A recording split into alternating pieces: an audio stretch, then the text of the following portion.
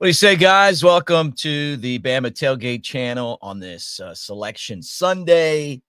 And boy, we got a lot to talk about. This is going to be probably one of many shows that we'll jump on here and do today. I mean, obviously, when they make the decision, we'll be on here. But I felt like I had to jump on because getting so many communications pings, as you will, from people. Hey, SMU is going to be in, Bama's not going to be in. I still think that I'm pretty sure Bama's going to get in over SMU. I'm going to tell you guys why. We'll debate that a little bit, and then sit back and watch today around 11 o'clock Central when they decide who really gets into this college football playoff. But watched the game last night. SMU lost just like I knew they would, because guess what, guys? They haven't beaten a fucking soul all year. So why would they win now? They remind me of TCU a couple years ago. Because you know what we're going to get if they get into the college football playoff? We're going to get it'll be like TCU a couple years ago, their arch rival. Talking about that right here on the channel. Let me get this show started. Roll Tide.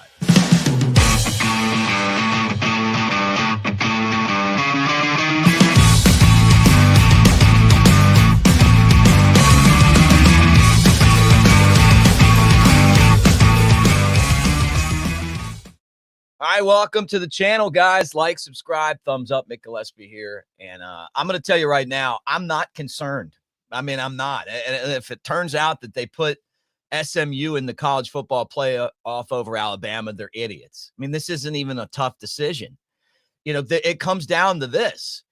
When you play sports, the level of competition matters.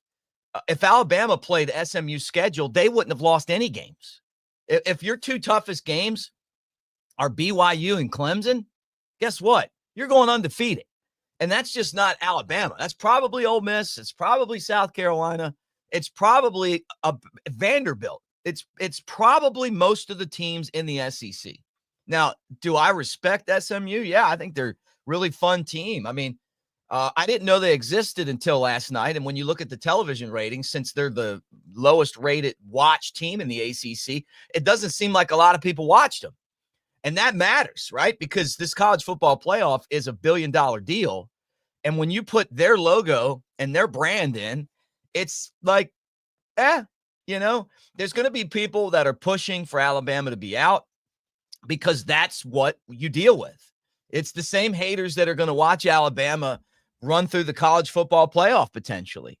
If this was an SMU South Carolina debate or an SMU Ole Miss debate, guess what? It wouldn't be that big of a deal. But because Alabama's in this debate, it's a big deal. And a lot of people care. And a lot of people are trying to figure out, is it going to be Alabama playing a man's schedule or SMU playing a boys' schedule that's going to get into this college football playoff? And then some of you I'm going to read your comments, and I know some of you guys are going to argue with me.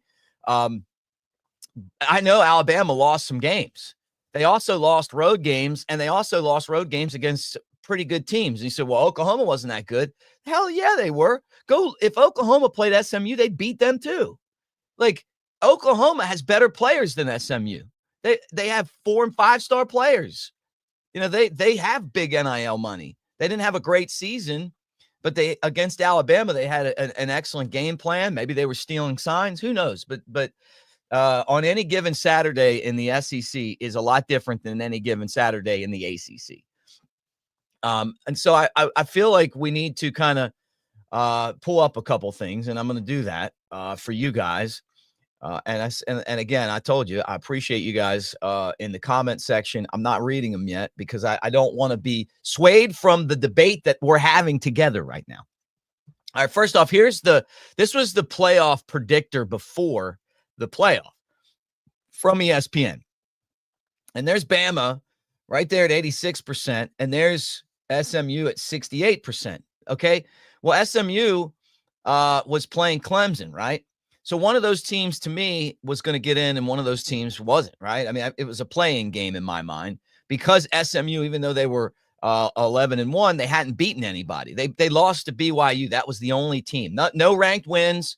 A lot of the teams that they played aren't going to bowl games. They don't have their strength of schedule is like 75th compared to Bama's, which is in the top 15 or somewhere around there.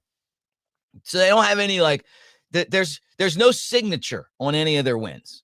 And we're going to look at that in a second. And then you got Bama that beat the SEC champion Georgia, that beat Missouri, that beat South Carolina, by the way, that just beat Clemson, who is the ACC champ, and played and went to Wisconsin and won there against a Big Ten opponent.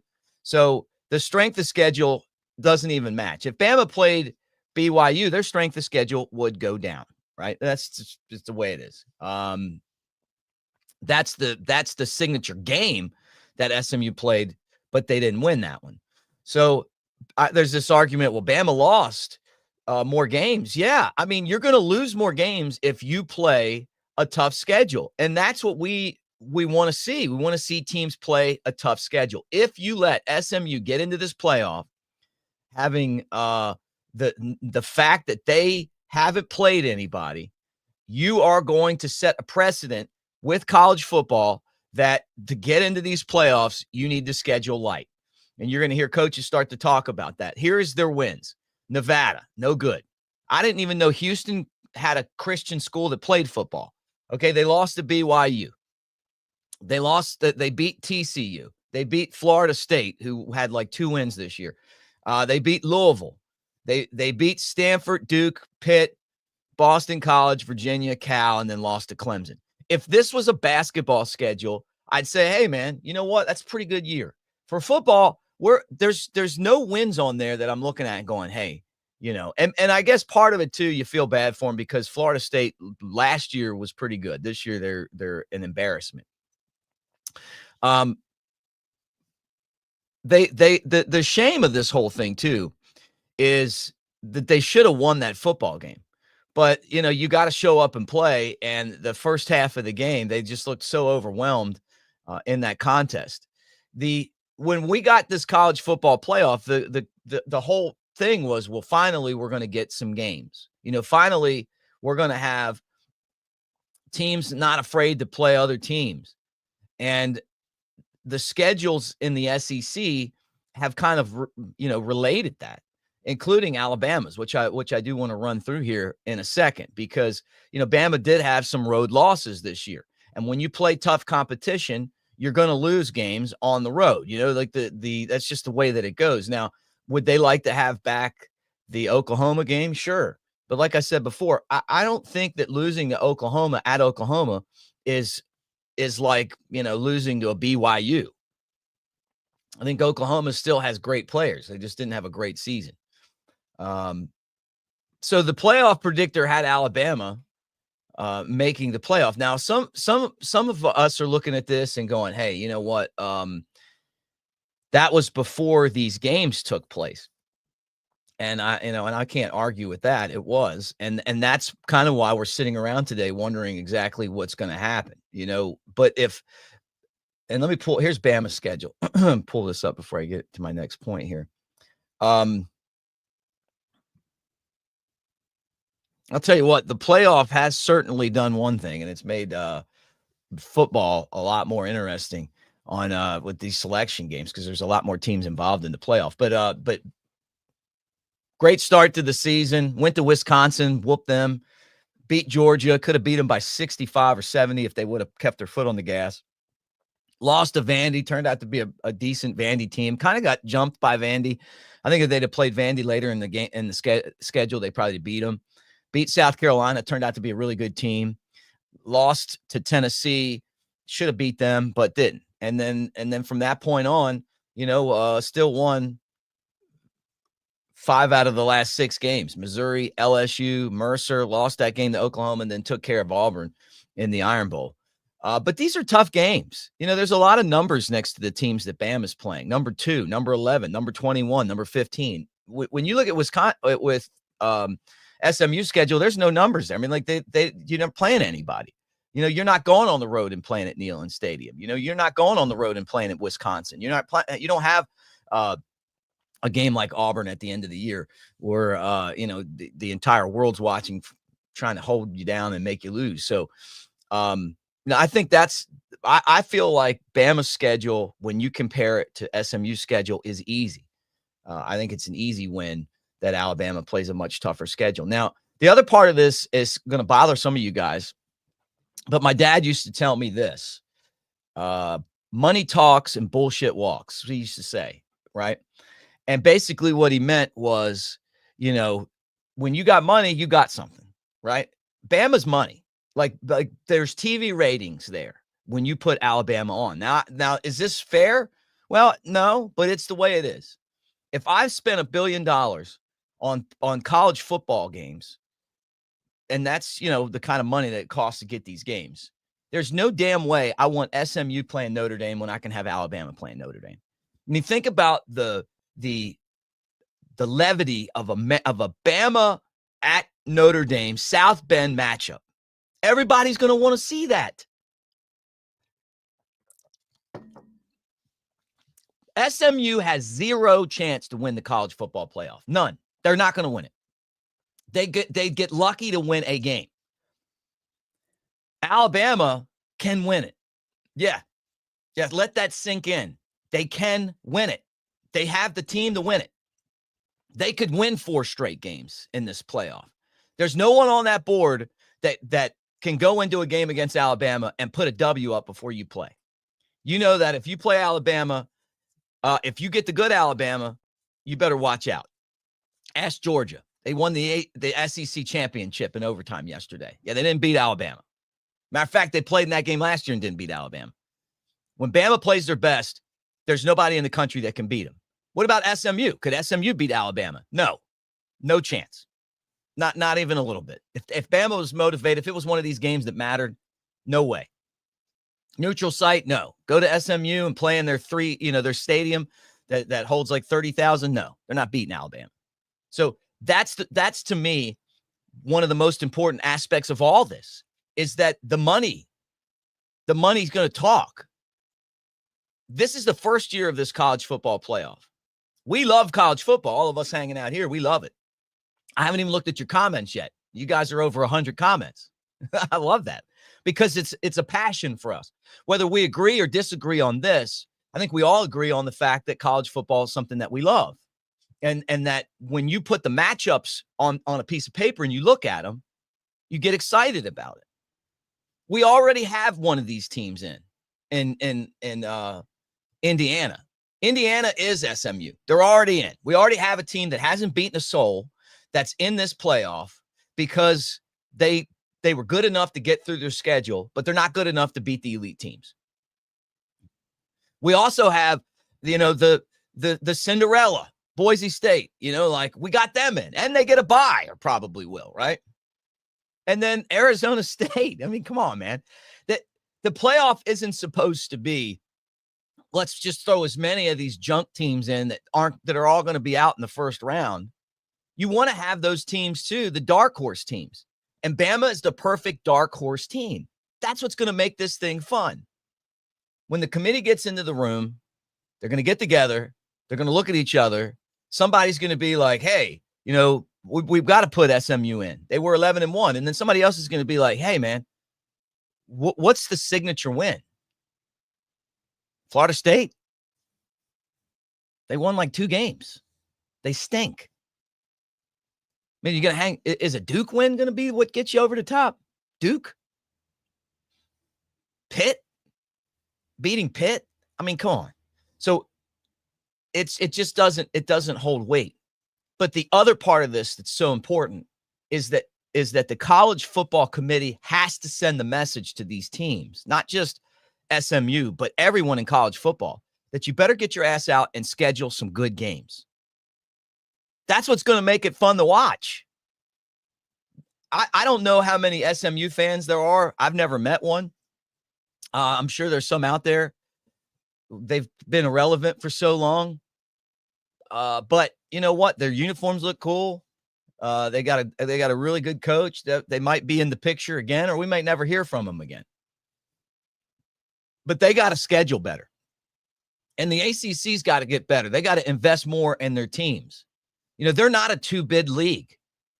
The ACC is equivalent to any of the other, lower rung leagues. That's why Clemson and Florida State won out, because this schedule doesn't hold weight.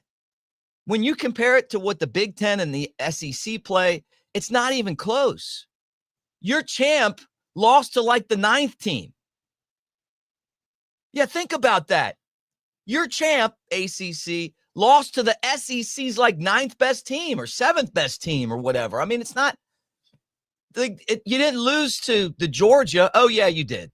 And you got your absolute ass whooped against Georgia. Absolutely. Beat down. Head to head against the best in the SEC. You got run off the field. Oh, Bama beat them. And then SMU, you lost to them.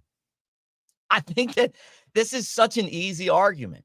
But if you put these guys in for playing this weak schedule, then if I'm Alabama, instead of, next year's non-conference is Florida State and Wisconsin, I'll just go schedule SMU.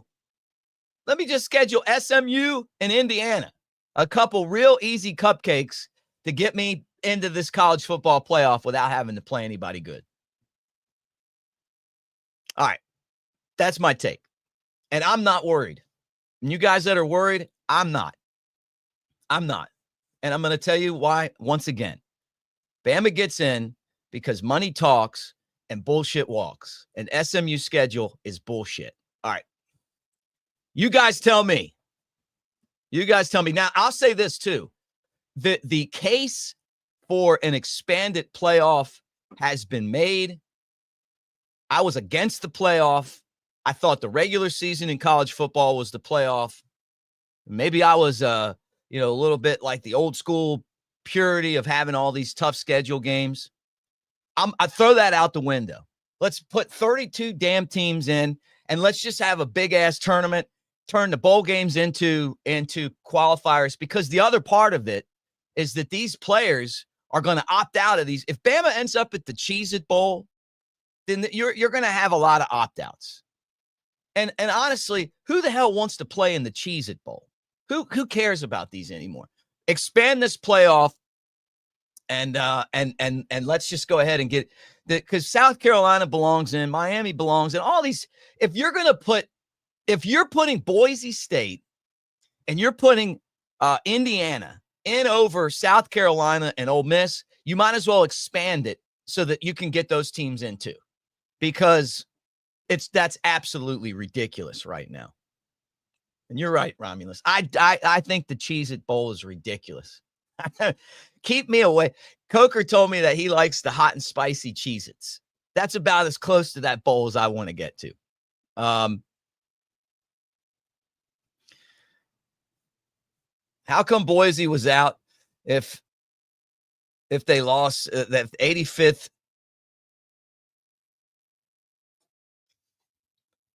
Look, my point is this, man. Boise won their conference, and that's how they got in. So Boise's in. I don't have a problem with Boise. Honestly, I think they're a pretty good team, and I am excited about them. I mean, I watched them play Oregon, which SMU didn't play a game like that, and they held their own against Oregon. I mean, it's a really good game. So not surprised that they're in this, but they get a bye. Their schedule sucks. They did play them, but the rest of the games are terrible. And they get a bye. Like I don't think that's what anybody envisioned. The teams that play the weak schedule all of a sudden get the bye. Brandon said I didn't wake up feeling cheesy. You're not the cheesiest, coach. Yeah, here we go. This is a great point. Who has a better chance of winning a national championship, SMU or Bama? SMU, I give them a 0% chance. Or Brandon, like when I was in school and we got in trouble by Dean Wormer, 0.00. That was my grade point average. That I'm just kidding. But they have 0.00 chance of winning the national championship. Bama could get on a run and win it. I think you guys know that as well. Yeah, this is it. Exactly, Pat. Coker's actually become a fan of Yingling. So there you go there, Adam. I'm going to run. I'm just looking through your comments right now. And he's not here to defend himself, Coker. That's funny though. We should. What was the thing they used to do? Like you do like what was it? Smearing off ice. You'd ice somebody or something. Um,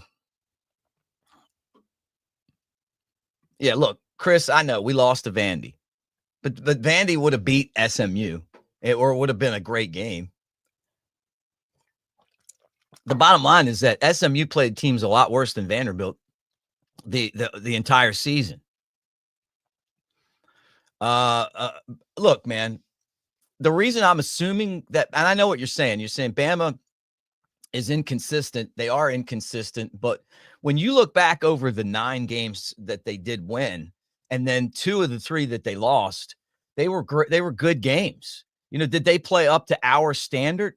No. And that's something that Coach DeBoer is learning, and that's something that this team's learning. But the Alabama standard is not getting into the college football playoff, right? Bama still, even as inconsistent as they were this year, was still 9-3 in that schedule, a schedule that was like 15th hardest, a schedule that saw them go on the road to places like Wisconsin and Knoxville and Baton Rouge and Norman, Oklahoma. Mike, the days of you going out there and running through these SEC schedules like Nick Saban used to do are over. Teams have money now. They can go out and buy players. When they have a weakness, they don't have to wait for recruiting cycles to figure it out. They can go out and with the transfer portal and money, buy everything they need. These teams are a lot more complete. And Bama, even as much better as they are than SMU, they didn't play a schedule even close to what Alabama played. All right, I'm going to some of these super chats, and guys, let me tell you, super chats mean a lot. I use all of the super chat money to pay for the phone bank for the post game show. So you should contribute if you like the post game show, because it costs me $40 every time we do a post game show right now, until we find out a better system for that. All right, Adam's one of my main guys here. He's great. If it was up to you, where would you seed Alabama? If you believe Bama should be above SMU, then wouldn't you think they should be above Indiana or Boise? Look, I was fine with Bama at number 11. I wanted the Bama Notre Dame matchup. And I'm going to tell you guys this. I got to go do a radio show next week called Floridian Strip here in North Carolina, called John Boy and Billy. That's on Tuesday. I'm thinking Wednesday, come back through North Carolina, swerve around all those washed out bridges, and then come into Tennessee and go up to Indiana and watch this football game if it's Bama Notre Dame. It's a bucket list thing. I've always wanted to see Bama play at South Bend. I think that the TV ratings would be off the chart for it. The other matchup that I would like to see would be Bama at Penn State. And it'd be the same thing. Go to Charlotte, North Carolina, get up Wednesday, drive up north, go to Happy Valley, watch the game. I don't do this very often. I mean, I've seen all these games. Look, guys, I've been around Bama since the 90s. I've seen them play everywhere except South Bend, and I didn't get a chance to go see them play Penn State. And I'm an old school football fan. I like the historic matchups. I like thinking about Bear Bryant losing to Notre Dame. I was at the national championship game when Bama ran over Manti Te'o, and I saw like the songs and the pageantry was awesome. It'd be so cool to get to go there and see Touchdown Jesus and all that stuff. So I'm fine with number 11. Should Bama be seated higher than Indiana? I mean, yeah. I mean, I think that possibly. I think that it matters, the strength of schedule. Sometimes it's bad luck. Like Texas this year, they scheduled, it was a good schedule. They just ran into a bunch of teams that were having down years. And when you looked at it, they didn't have many good wins until they beat Texas A&M at the end of the season. And that's still their best win. So it's Texas A&M and then Vanderbilt, right? The same Vanderbilt that Alabama lost to. Those are Texas's 2 best wins of the year. So Boise, I don't think Boise should get a bye. I think that's pretty ridiculous, but that's the case. And when you put SMU into the college football playoff mix and you look at the first round matchups, All of a sudden, a field that would look really good, like say you throw Clemson up at Happy Valley and you throw Bama at Notre Dame, it just becomes a watered down field.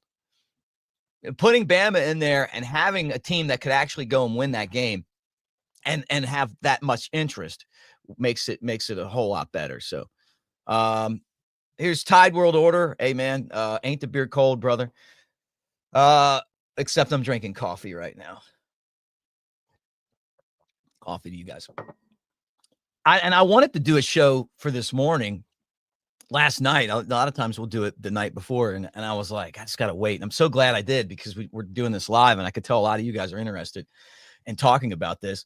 Who is to say Texas deserves to be in? They played a weak schedule too, lost to the same team twice. I'm not going to disagree.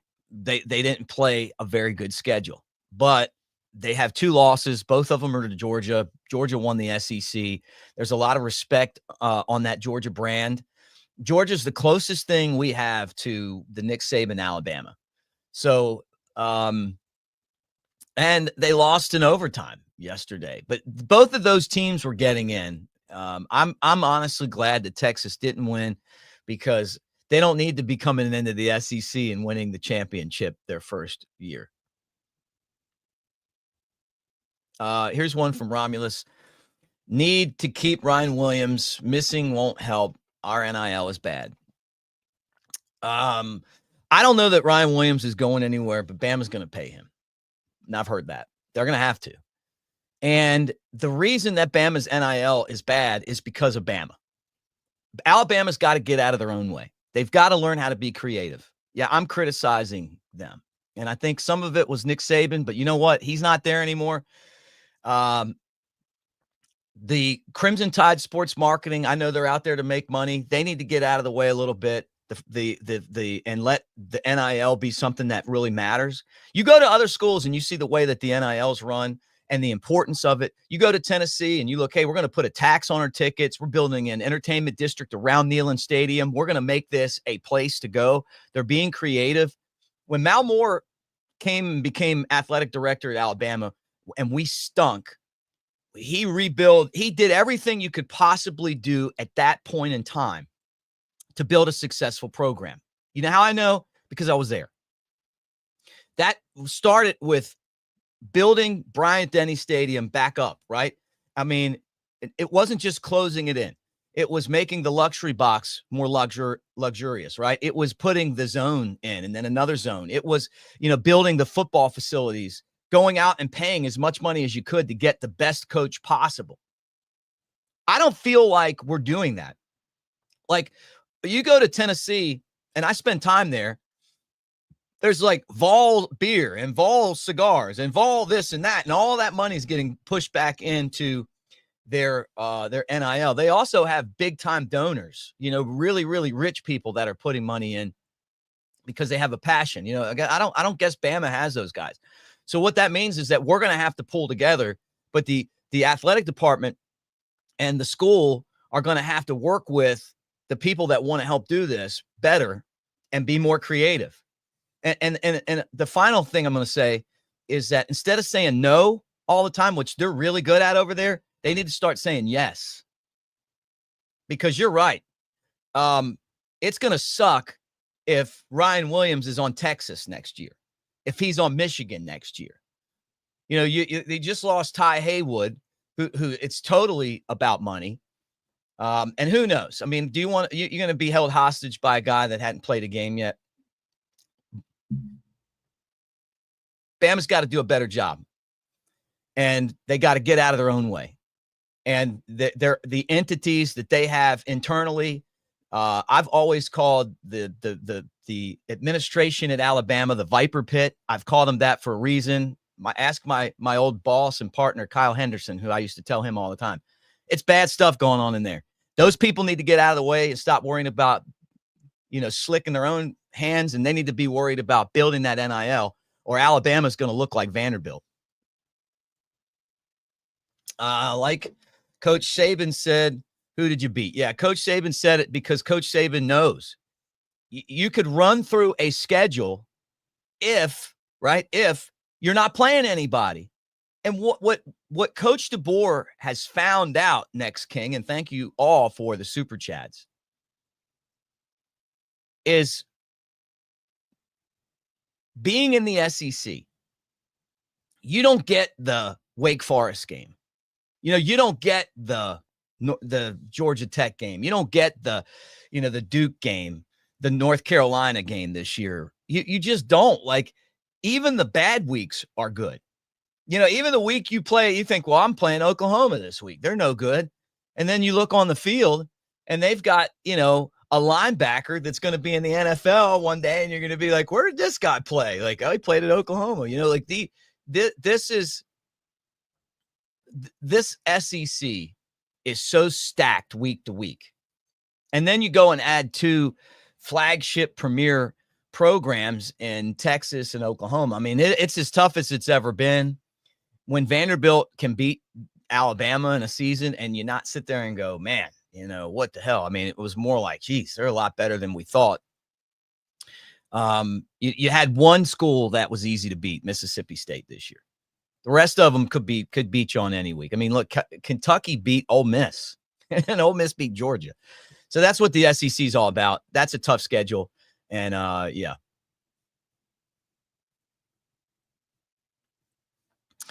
Look, man, Michael, look, man, I went to Alabama. I was a minor in economics. And the whole point of this entire show today is money talks and bullshit walks. So, I mean, that, man, I'm a proud capitalist. Okay. If somebody wants to super chat me, I'm doing it. And besides that, this is my time. So if I'm giving you my time, I could be inside kicking back, drinking coffee, eating cookies. The fact that people decided to give me some money to answer their questions is America. But I love all you guys. I really do. Thank you for being here. All right.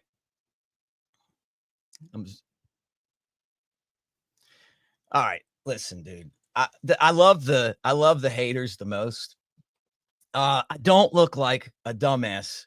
I know that you got the South Carolina logo on there, and Bama played you guys, and you guys lost. Now, I will say this: I'm gonna do something for you. Pack touchdown. You guys got absolutely screwed by the referees. If the refs weren't so bad, you'd beat LSU and you'd be in, and it wouldn't even be a question right now. I'll give you that. But head-to-head matters, and that's why, even though you guys beat Clemson, South Carolina's not going to get in. Plus, your brand is like, it's not there yet, but it's getting better. You got a good coach, and I'm for expanding the playoff because of you guys. And no, I'm not even going to put your next message up there. The funny thing is the funny thing about you is that you're so butthurt right now because your Gamecocks aren't getting in and nobody's even talking about them. No, I didn't hear one person say like let's plant the flag for South Carolina, the Gamecocks. So sit over there hurt and talk your shit, and I'll laugh at it. All right, let's see. Keep going through these comments. Okay,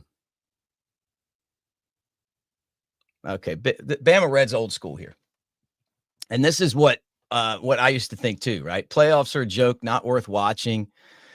Too many teams are in, unworthy teams. Yeah, but I mean, when you expanded the playoff to 12, and then you knew that it was going to get to like the 12th team, and we were all going to be like, you're going to look at some of these automatic bid teams and be like, they're not any good, So I know what you mean by this, but what I'm saying, and the reason why Bama Red, who by the way is a great friend of our show here, is that you might as well just put them all in, because these guys are going to opt out. When South Carolina is playing in the Tangerine Bowl, or whatever bowl, the toilet bowl that they're in, their best players, and they deal with this every year. They're like a feeder school where they'll have like half their roster transfer to other places to get paid. and then no one on the team's even going to play. So I think that the lesser of two evils to me is just go ahead and expand it. Um,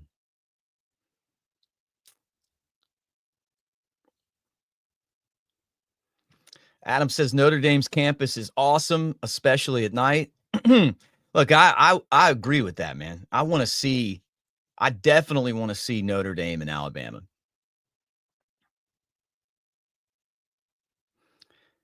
Just kind of scrolling through. Here's another super chat. Let's go ahead and pop that up there because you go right to the front of the line in America. All right, Lordy. It's open season on Alabama and the SEC. Just go listen to talk radio. These haters are talking out 16 years of hatred towards Alabama, 7 years in the dominance, natties, and roll tide. We got that guy from South Carolina. I want to kind of just show him. I don't know if you can see that. I just dropped my remote, but this is like a whole wall of the Daniel Moore championship prints, and I can't show you the other way. I guess I could put my other camera up. Every good story has a villain, right? And Bama's the villain for people like that guy.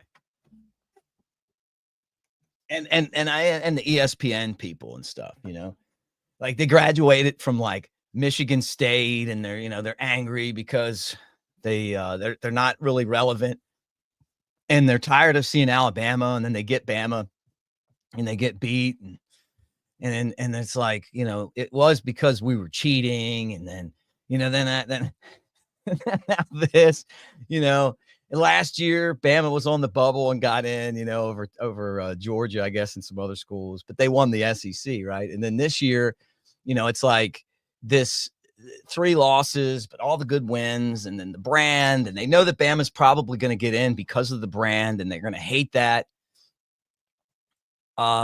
If SMU gets in over Alabama, the field looks so much weaker. It just does. And so, Cotton, there's something that you just deal with as an Alabama fan. Now, the guy from South Carolina that was on there, when I went to Bama, we were a lot like you guys right now in your heyday. We stunk for us, our standard, right? It was like you might fall into a winning season with Shula and DeBose, and they did. They won an SEC championship. DeBose did in 99. I guess I can't really compare it to South Carolina because I don't think you guys have even won one. And those were the bad years. And then, nobody cared. It was like when you're playing South Carolina and you win and you tear the goalpost down. Oh, no, that's Alabama. You tear the goalpost down everywhere you lose on the road, including South Carolina. Lost there in 2010. And so it got to the point where it was like South Carolina. You would lose and the other team would shake your hand and walk off the field, and that'd be that. I don't want to go back to those days, but I'm telling you right now that the level of dominance that that we had under Coach Saban is not going to happen and there's no rules right now.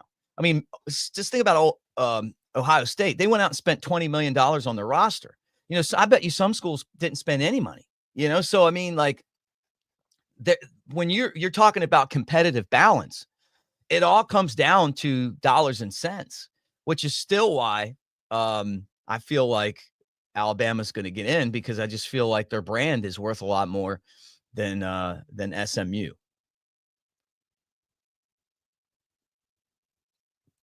And here's Justin saying, yeah, Indiana and SMU had no top 25 wins and a strength of schedule of 75, right? Let me ask you guys this. How many teams are like in this thing?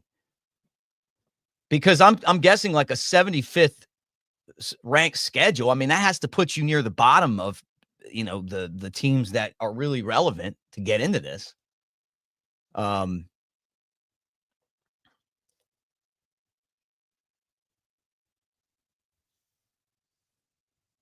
I don't think that going through here, guys. Yeah. And I think Justin just kind of made my point too. It doesn't matter that you played in a conference championship game if you didn't play anybody and that's your big game and you didn't win it. I agree on that.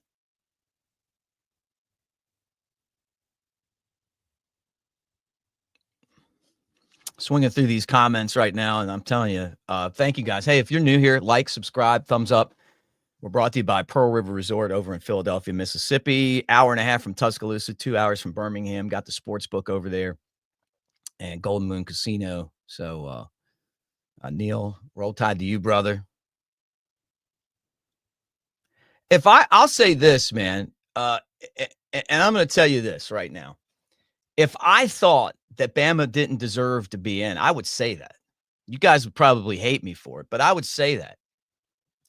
I just don't think that I would be more compelled if it was a Miami or a South Carolina or even with, our friend from South Carolina on here trying to troll everybody, or Ole Miss argument over an SMU argument. The entire, hey, we went 11-1 or 11-2 and we played a weak schedule doesn't work, doesn't fly for me. If I'm South Carolina, hey, I beat Clemson, I beat the crap out of Texas A&M. If I'm Ole Miss, I'm like, hey, look, we beat Georgia, those are much more complete wins. Florida, Miami can say, hey, we beat Florida. That to me is a lot better than we didn't play anybody. We lost to BYU and Clemson, but we belong into the field. Just a lot better.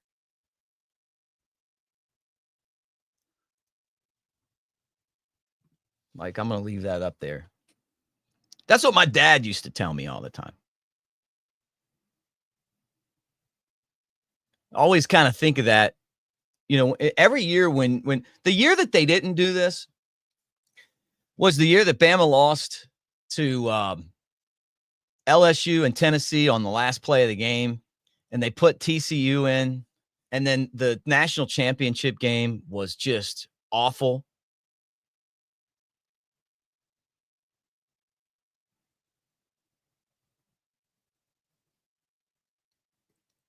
All right, Jay Bake, I'm going to put you up there.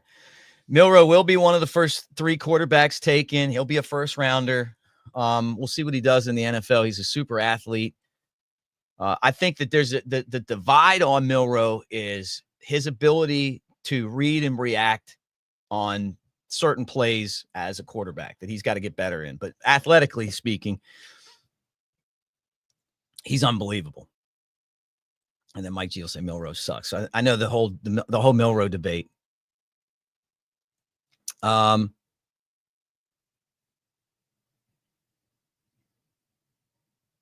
Yeah. Here's another great point. Thank you, Bama Moore.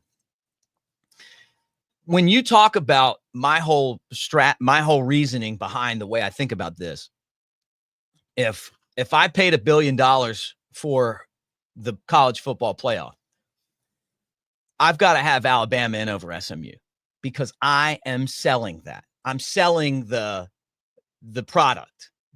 My customers, right? I've got to have TV ratings. SMU, not only did no one watch, and do you guys know this? SMU had the lowest TV ratings of all the ACC teams. And last night was the first time I ever saw them besides highlights. The second thing is that their fans didn't even show up. And I know it would have been a travel from Texas to Clemson, but there's no interest for these guys. And like Byron says, Bama brings money. So still, I know it could be the Pop-Tart Bowl. I don't know if it is, but I've said this. I would rather play in the Pop-Tart Bowl with the 3 Pop-Tart mascots, and then when you get the game's over, you actually eat one of the mascots, than the Cheez-It Bowl. Just on principle. I don't even know who's the bowl tie-ins on that. But the problem here for us is we go from either way up here, hey, we'll see you in South Bend for a chance to win the national championship and a road to the finals in the college football playoff, to down here. Like we're all fired up about the Cheez-It Bowl or the Pop-Tart Bowl. College football is a big problem when it comes to this, and that's why they're going to have to expand this playoff. And if anybody saw if you didn't see the Pop-Tart Bowl last year, like literally they had a mascot dressed up like a Pop-Tart and he runs around and he's really funny and outgoing and stuff. Then he went into a toaster and came out and the team that won ate him. I'm not making this up. And so this year, they got 3 of them. So I wonder if they all get eaten.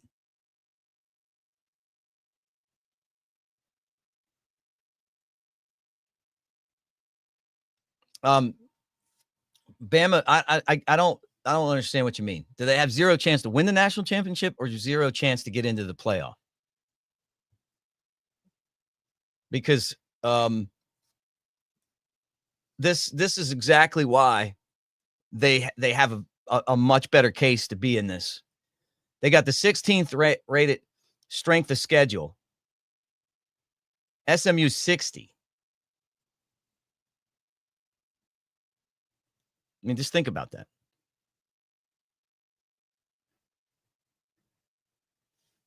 Still scrolling through right here. And again, super chats right to the front of the line. All right, here's a good one. Brandon wants to know, what do you think the line difference would be between SMU and Bama versus Notre Dame? Bama at Notre Dame probably could be anywhere between Bama 2-point favorite and Bama 2-point dog. Could be even. It's not going to be any more than that. I mean, I don't remember the last time Bama played up north when it was cold out. And it's, you talk about going to South Bend. I mean, that's cold weather that we don't really have down here right now. We might get it later in the season, but not a lot. Notre Dame's a pretty solid team. Bama would be able to run in the cold, I think, but I think it would be probably like 2.5 either way. SMU would probably be a 9 or a 10-point underdog. And I don't think it would be any less than that.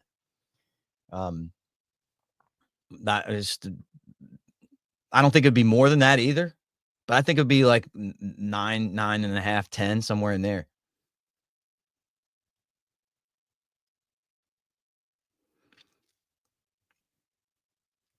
All right, Tennis Girl says Bama is in. And I agree. You're right.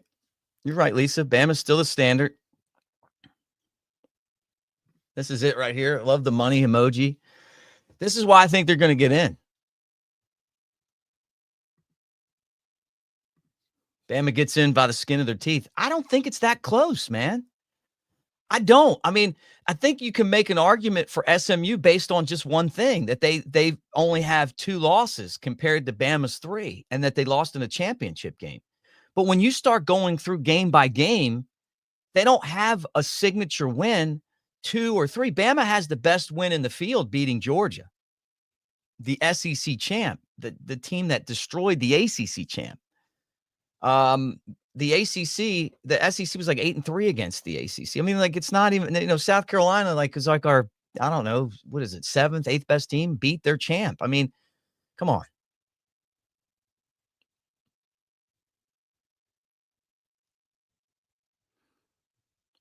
Just scrolling through here. I guess the question that I have for you guys is, thank you. Thank you, Goat. Man, thank you for subscribing. Is everybody, I mean, we got all these comments. Why don't you guys just say in or out?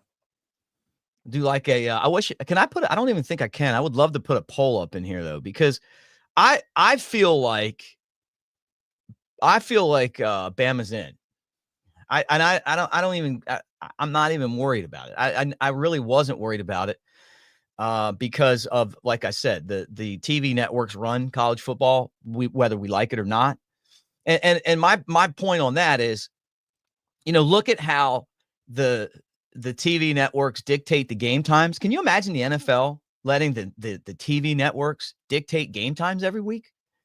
Like, it's like, oh, well, my team gets to play, your team gets to play at night and my team's got to play in the hot day. right? Like we got to go to LSU and play at night because and give their crowd the whole day to get lubed up and fired up, and our team to sit around and think about it because it's good for the TV networks. Excuse me. I mean, come on.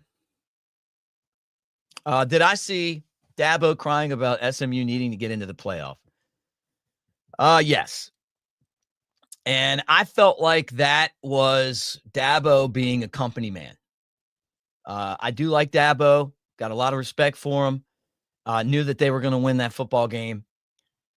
He is principled to the point where it's costing him now a chance to have the best team he can have because he doesn't want to get involved in this transfer portal mess. And I'll blame him because it is ridiculous. I mean, you got your own players, like guys that grew up wanting to go to your school, love it, holding you hostage, on signing day.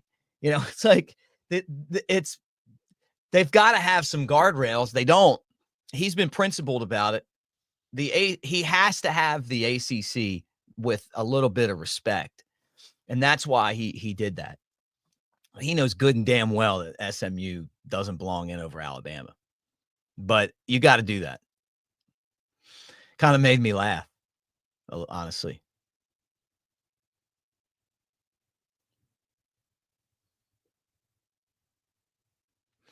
Yeah, I was talking about South Carolina getting screwed by the officials.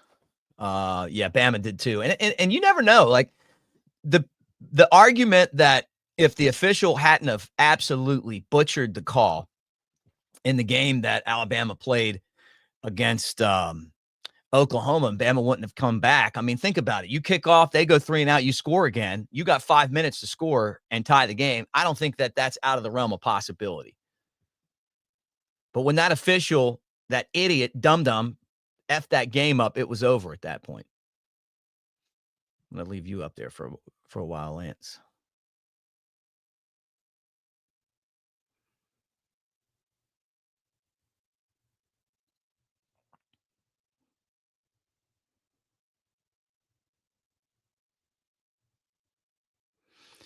The who cares about the trolls, guys?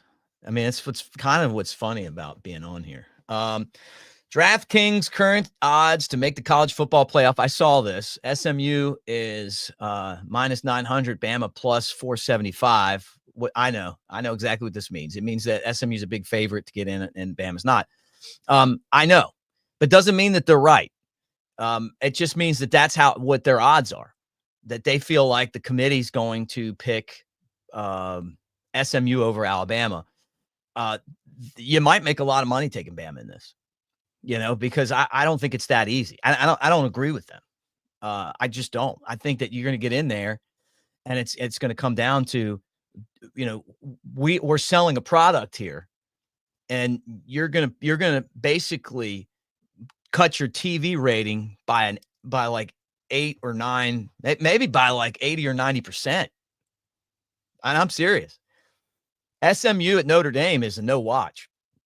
Bama at Notre Dame is a TV extravaganza. You build your whole playoff, your first week of the playoff TV around that game. So just remember that. That's what I told you guys. Money talks and bullshit walks. So I think that you might be able to go over, and I would say that I'd take some of that right there. I don't necessarily agree with that.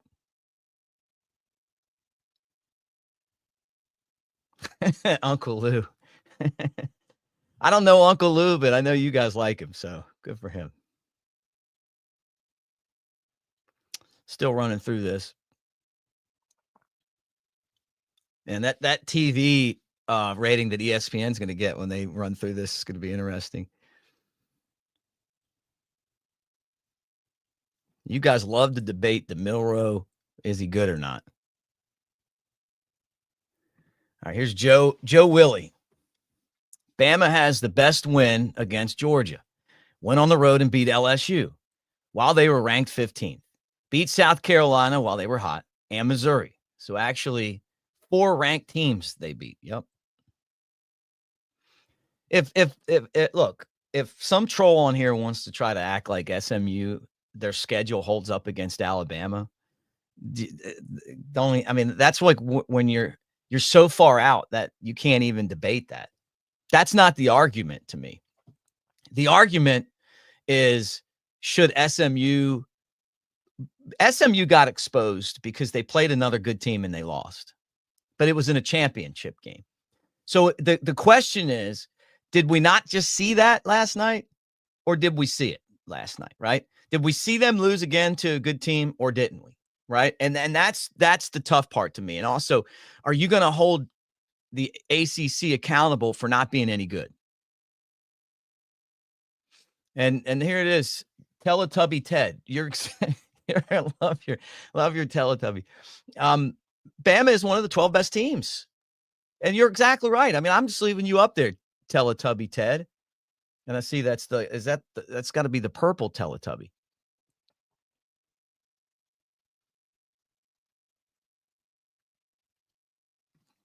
Christopher's saying it best, man. Don't be mad.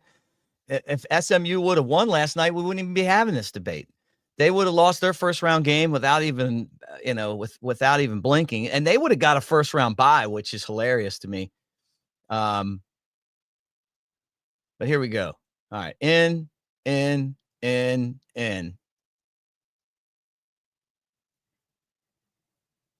Red in. Sarah says in. And Mike says out. In. So it's like Texas Dog says out. Texas Dog, you don't want to see us. You don't want to see us again. You're so tired of losing to us. You're like, man, let's get those guys out of there. And I'll tell you this right now. Georgia's going to be tough to beat. They just, they play smart football. They have nobody that can catch the ball on that team. They shouldn't have beat Texas, but you know what? They know how to win. I was pulling for them yesterday, Texas Dog. I'm glad that y'all won. Glad that y'all, because I don't want, I don't want the Longhorns coming in and winning our conference the first year. Lisa says we're in. DJ says we're in. Cody says we're in for sure. See, I kind of feel like that too. I just feel like we're in, and I think that I feel like the argument for being out is more of it's always going to come down to, and Jeremy says out, to most deserving compared to the best team. And if you say the better team, it's Bama. If you say the most deserving, it's a toss up to me.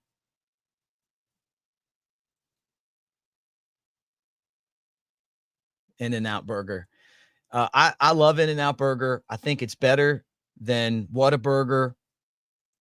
I know that's caused a lot of rifts over the years, but when I used to live in California, drove from coast to coast on a diet of In-N-Out burgers. And I heard they're coming to Nashville, which I can't wait because I will go there just for that.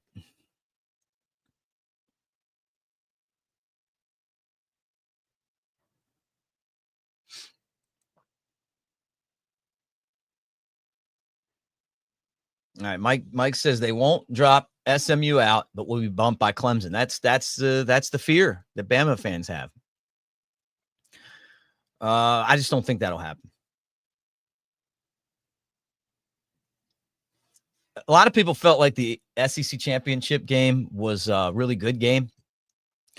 I'm watching and I'm comparing it to last year when Bama beat Georgia. That was a good game. This one felt like it was a lot of defense, but if Quinn Ewers gets benched for Arch Manning, it makes sense to me.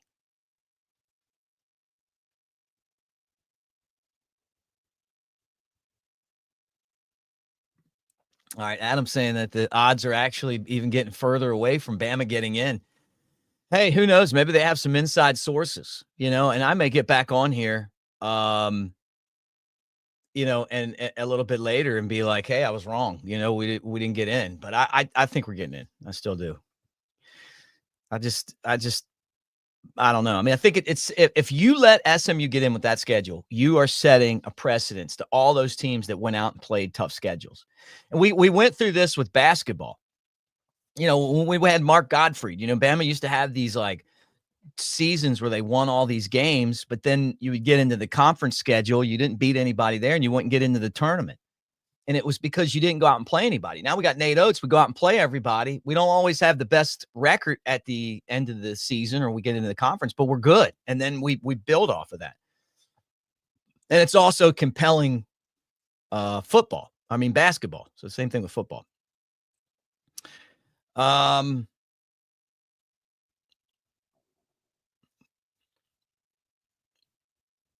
Uncle Charles, man, I wish I had the phone lines open. Uncle Charles, you tell me, Bama in or out? In or out, Uncle Charles? That's where we are right now on this whole thing. And again, we'll be back in a couple hours for the selection show where we sit back and figure out if, how this thing is going to unfold. I think Bama's going to get in. Oh, boy. Hold on a second. Hold on. Maybe I'm not going anywhere. Let me pull this up, fellas and fellettes, because this may actually keep me around a little while longer.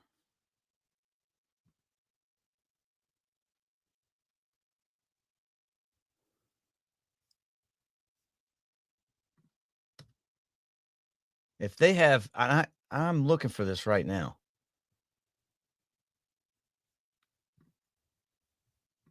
I'm looking for the new AP poll. If Bama's ahead of Clemson and SMU in the new AP poll, like Blake says, and I'm looking for it, Blake, that is the first indicator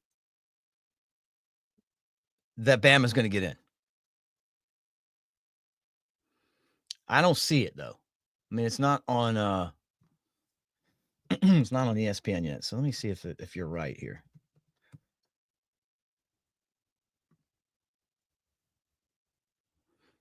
Pull up their site. Oh, you are right. All right, here we go, peeps. Let me put this on the screen. Blake, you are the man. I'm telling you right now, this is a snapshot at something, okay? So this is the new AP poll. And this is what we looked at last week, building into the college football playoff. It almost mirrored this. Okay, there's your, Oregon easy number 1, Georgia number 2, right? Notre Dame 3, Texas didn't slide down far, 4 or 5. But this is what I want you to look at right there. Bama, SMU, Clemson. Bama would be the first team in, and SMU would be the first team out. I know. Let wrap your head around this.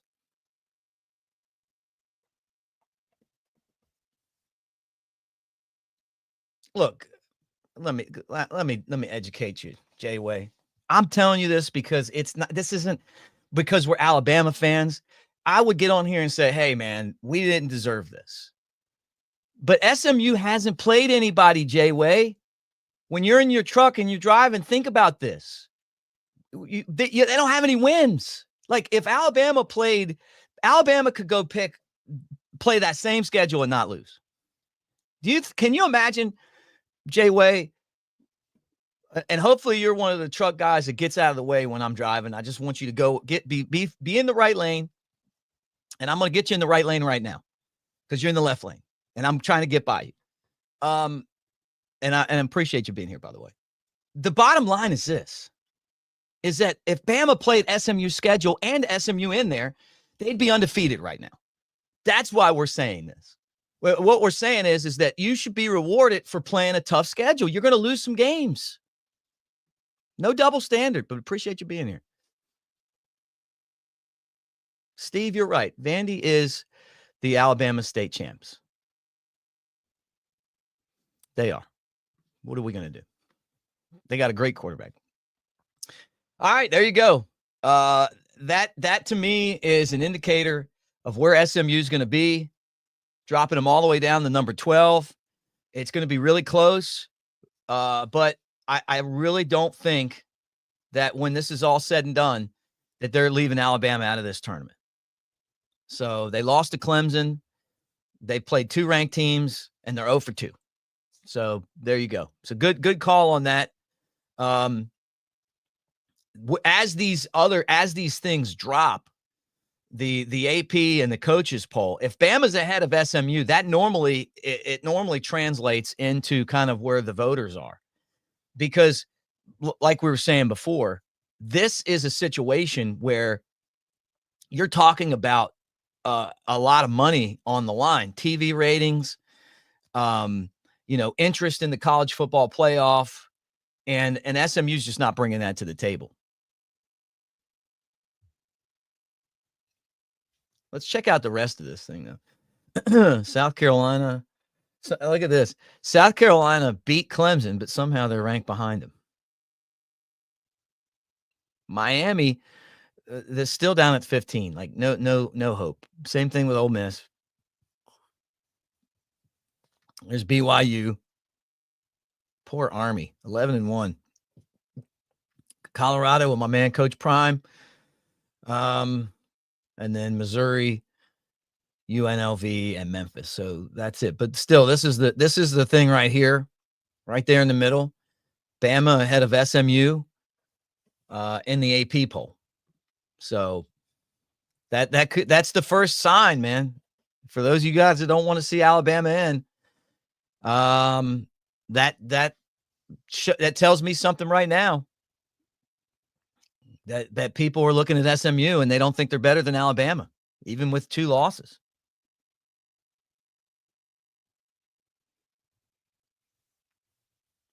Love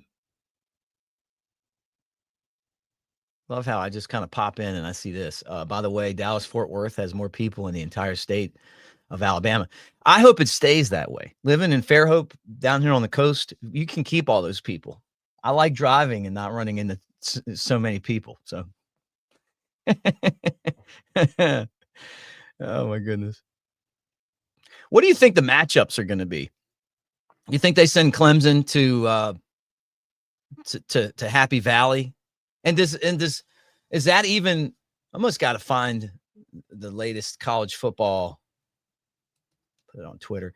I want to know who's going to host, because I've been assuming that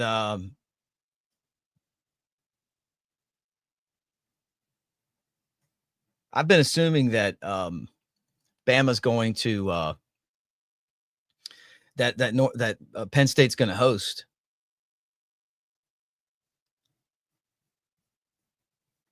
Try to scroll through here. All right, let me pull this up for you guys. Boom. All right, so there's college football right here. RJ Young's prediction. You'd have Indiana hosting Tennessee, and you'd have Penn State hosting Boise, according to him, and then Bama at Notre Dame. I just don't think that the TV networks want to give up the Bama Notre Dame. And then look, no wonder Clemson doesn't want Bama in. Look who you'd play in the second round. Another Bama-Clemson playoff game. Oh, Jay Bake, man. Come on, dude. I can't even believe you today. It's great down here. I left Birmingham yesterday. It was like 35 degrees. I got down here. It was like 55, 20-degree difference. Georgia gets the bye. I loved how Georgia took a shot at Greg Sankey on stage after they won, like talking about the schedule that they played. Hey, welcome to the party, buddy. Bama's been playing this schedule for years. Yeah.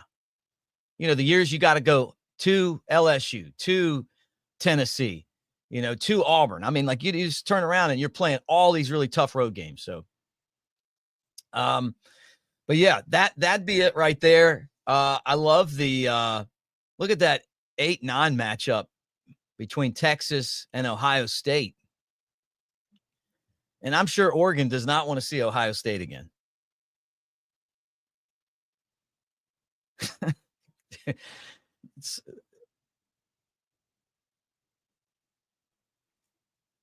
I'm not even gonna temper myself with any of that trash. We'll see. We'll see if this is the is the is the playoff that we get. But I'm guessing that the one thing that you definitely have here is Notre Dame, Penn State, Iowa, and Texas would all host. And I guess the only real question would be if it's Bama or SMU. I mean, look, if you put SMU in that 12th spot and they're playing Notre Dame, like these first round matchups don't look nearly as good. That Bama Notre Dame game is what you build the whole schedule around.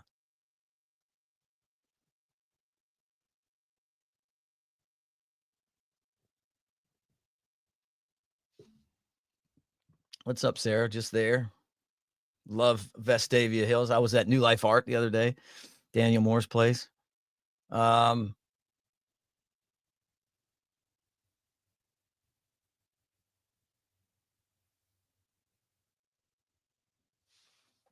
Yeah, Boise has a bye.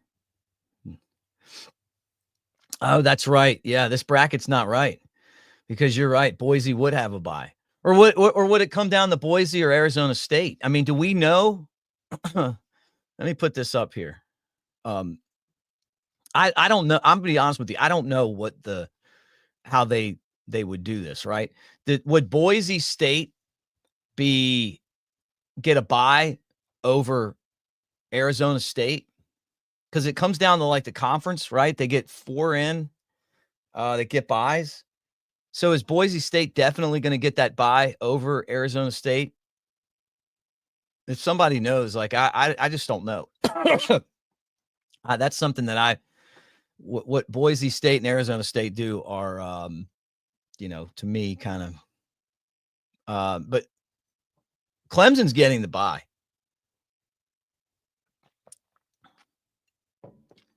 This bracket was done by a crackhead. I don't even know who RJ Young is. I just threw this bracket up there. He could be a crackhead. I don't know.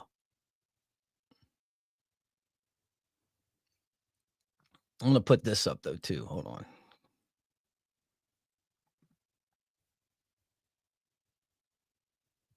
This is on Ryan Fowler's page, my old broadcast partner. This is the what is this? The latest power index, 1:30 in the morning to make the college football playoff. Bama 72% chance and a 4.9% chance to win the national championship. SMU a 28% chance and a 0.4% chance to win it. So I guess that's better than my 0.00 that Dean Wormer had. So they got Texas, Notre Dame. Notre Dame's not winning it.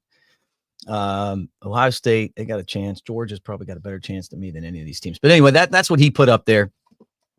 All right. I was trying to get off. Coach Smook, what's up, man?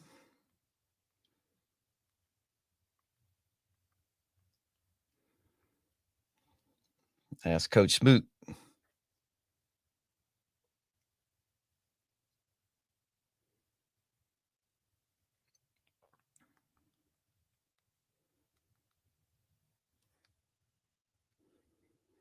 Coach Smook thinks we're getting in. Clint thinks we're not getting in. It's such a fun debate. Just sitting here going through these. Let me see if I can find some more. I want to find some more of these brackets though for you guys.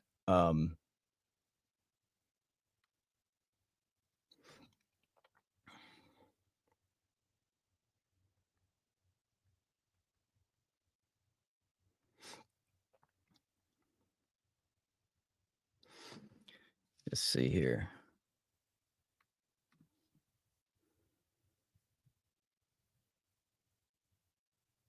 Okay, got the new. We saw that. We got the new AP top 25 poll. We already got that.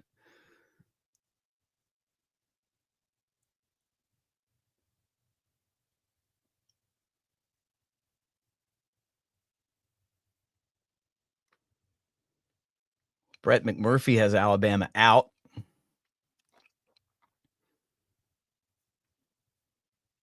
I don't agree with that.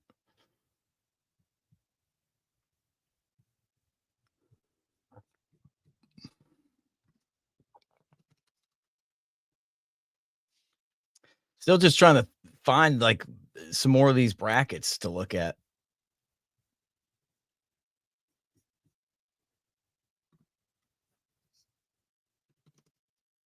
And I think that I really feel like yeah, the betting odds are definitely in favor of SMU. But I don't I'm still not totally sold on that. All right, I'm gonna check out Jerry Palm. See what he says.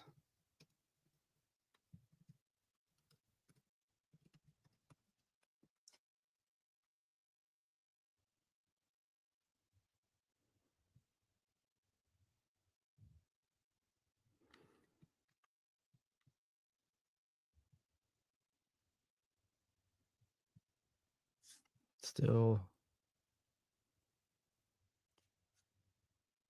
All right, if Bama here, let me put this up. This you're not gonna like this, but this is Jerry Palm right here. This would be the Big 12 bowls if we don't get in. Us in Illinois at the Cheez It Bowl. You talk about just keep like if I'm Alabama, I'm going, you know what? Just count me out this year. We'll stay home and practice. Can you imagine going from playing Notre Dame in South Bend to being in the Cheez It Bowl? I mean, that's why you got to have a huge playoff because the drop off here is awful. I mean, like from playing for something and make a significant game with television ratings that'll probably be the biggest that they've been all year long to playing in a game that I mean nobody's even going to care about. To half the teams are going to opt out. It's like you talk about all or nothing. It's all or nothing here. This is all or nothing.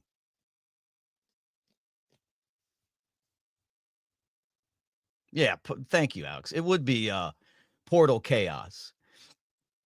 And, just from an Alabama fan perspective, kind of where we are right now,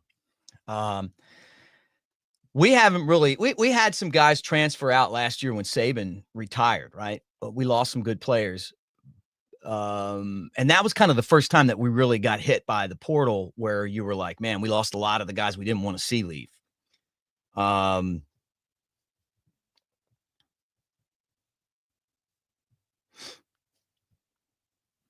But it's like you look at this and it's like we're either going to be knee deep in football for 2 weeks or we're going to be talking about the transfer portal in basketball. So selfishly, it's like it's not like we're like last year when Florida State lost out and didn't get into the playoff, right? They still had a game against Georgia in the Orange Bowl. And I was like, man, this is a really intriguing game. And I know all their team transferred out anyway.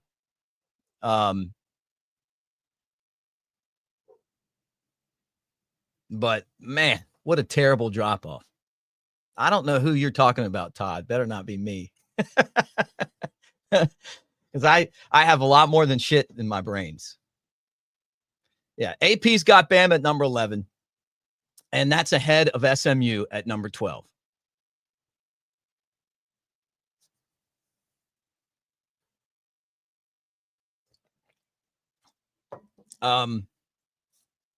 That came out. So we got the AP, right? So are we waiting on the coaches poll? Let me hit refresh here. No, they still haven't updated the no, they did update the AP poll. No, they didn't.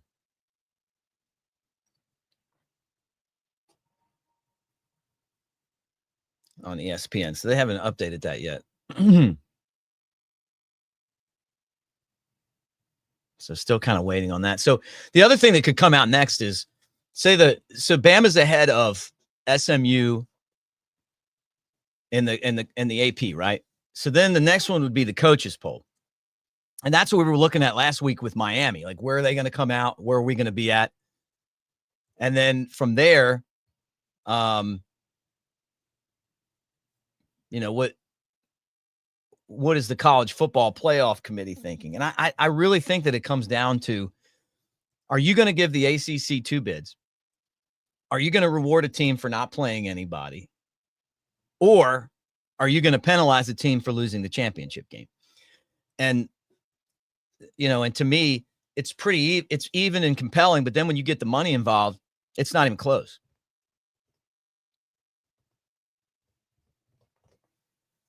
All right, Jay Bake, I'll put you back on this time. It's almost like the NCAA wants the ACC to collapse. Maybe.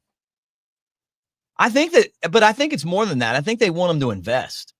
Like I used to talk about Vanderbilt all the time, like needing to go to the ACC. And the reason I felt like that is that you're getting all this money from, you're in the SEC, you're sharing all the money, and yet you're not investing in your facility. You're not investing in your program. It's like you're terrible, and you're accepting that. Now all of a sudden Vanderbilt's invested, and like they had a pretty good season. Like they were a fun team to watch. Yeah, they beat Alabama and they almost beat Texas. They went on the road and beat Auburn, and they beat LSU, right? Or maybe LSU beat them. But anyway, they're a good team. Can't remember who won that one. Rick Neuheisel thinks Bama gets in. All right, there we go. I always liked him as a coach.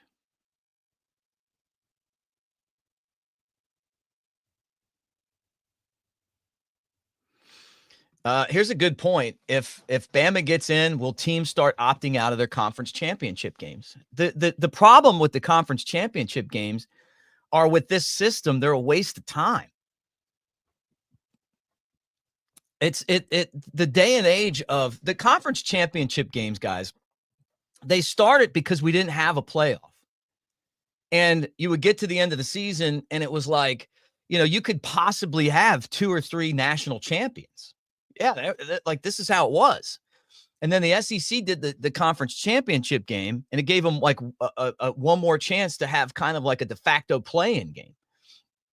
And it worked. I mean, think about when Alabama and Florida played back in the Tim Tebow days, 08 and 09, Tebow beat Alabama in 08. They win the national championship. They got right in. Bama beat Tebow in 09, and they won the national championship game and got in. But it was no question like who was number 2 after that. You just knew. And those games were, some of the SEC championship games back then were tougher to win than the real national championship game. Now it is a waste of time. If you're SMU, you don't even have to, it doesn't even matter. Like you could have sat out and made it today, possibly, but you would still have the same argument with that schedule that you played, that you didn't have any wins. You didn't beat BYU and you didn't beat Clemson. And it's not like those two are like top 10, 15 teams. I mean, they're top 25 teams, but they played weak schedules. So I think you have to beat somebody, right? That ACC championship game was the first full ACC game I've watched all year. I know, and the only reason is because we were going to come on here and do this. It mattered for us. If it wouldn't have been for that, I would have watched Penn State and Oregon. Like I didn't want to watch that. All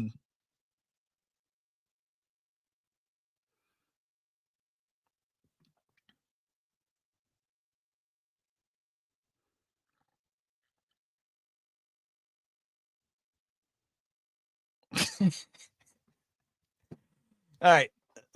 If Bama gets in, will I wear my baseball suit with the straw hat? You're talking about what I wore to the Rickwood game this year, where I wanted to like wear my throwback. I'm gonna see if I can find that. I don't know where I would get that. Maybe Instagram. No, I can't. But I'll wear it at some point for you guys if that's what you really want. I'll be happy. I mean, just from this vantage point, selfishly, I'd love to see Bama get in, just because I want a better college football playoff. Mike says, "Go Dogs." I was pulling for the Dogs yesterday. Chuck loves to bring this up, man. There's some Bama fans that are not happy with Coach DeBoer for bringing that ice cream truck to practice. He thinks they played like a team that ate ice cream and against Oklahoma. Pretty funny.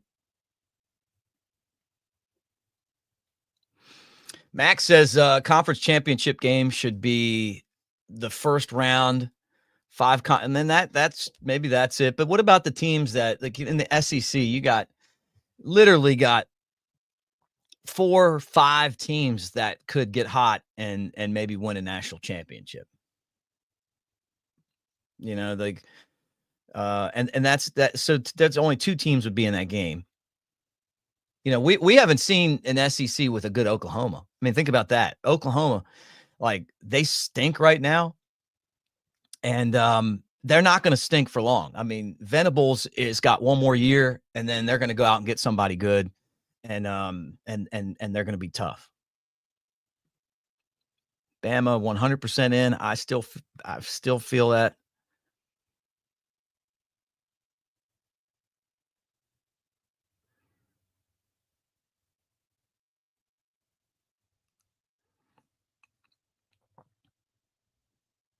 I know that, like, the Texas and the Georgia fans and the Clemson fans, you guys are just hoping. You don't want to take that loss. We're Jekyll and Hyde, but we're not going to. You're not sneaking in on us. Like, you're not going to beat us. You know it. Oh man, it's so funny.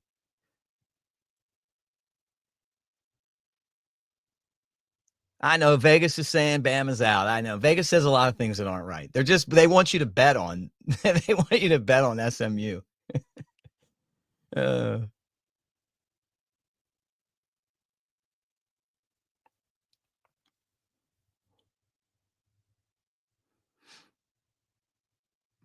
guys are making this guy unhinged right now. Vandy's not our daddy. We lost to him 1 time since 1984 by 3. Uh-oh, Clover. ESPN predicting Bama's in. You know why? Because they run this. Mike, I'm sorry, man. This is run by the TV networks. Yeah. Guess what? All of this is manipulated like a puppet on strings by the TV networks. And Bama's going to get in because of that. Thank you, Sarah. 72% chance. So go to your, wherever those Vegas odds are and take Bama. You might win some money. Now that's not it right here. This is the one. Where am I seeing? You guys are sending them so fast I can't get to them. All right, right here. Jerry Palm says Bama versus Penn State. Now this would be a curveball for your boy, because now I'd have to go from Charlotte to Penn State. And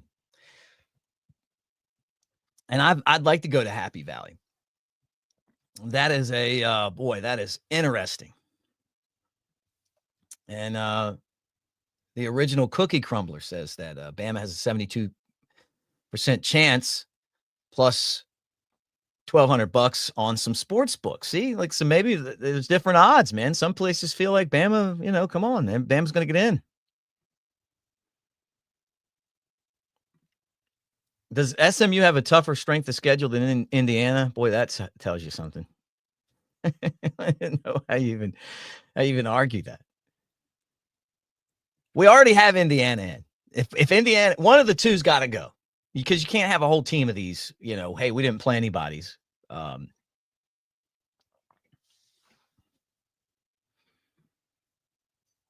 Penn State would be 6. Man, that would be, I was so hoping to go to South Bend.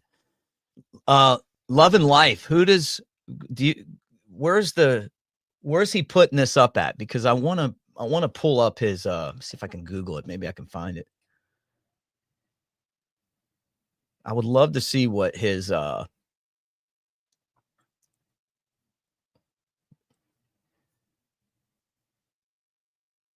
looking for it right now. I'm going to try to find out what Jerry Palm's,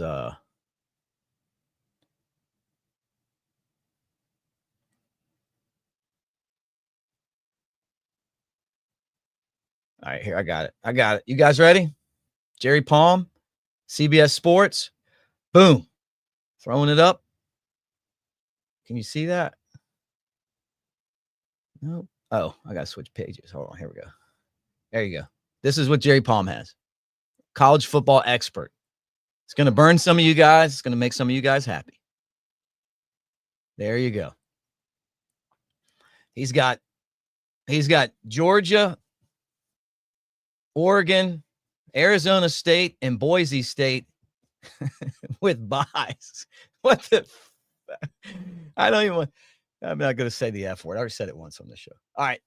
Texas versus Clemson, Ohio State versus Tennessee, Penn State versus Alabama, and Notre Dame versus Indiana. Okay, let me tell you something. This is a TV network's dream. Okay? Think about these matchups now. Like, think about if you're selling this and you got to go out and you've got to make your dog life. Look, dog life, you should love Alabama because all of us cheered for Texas yesterday. We beat you guys. We didn't play them. We didn't need them coming in with our old defensive coordinator and winning first SEC championship. So at least you should give us the same love back today. Okay. Yeah.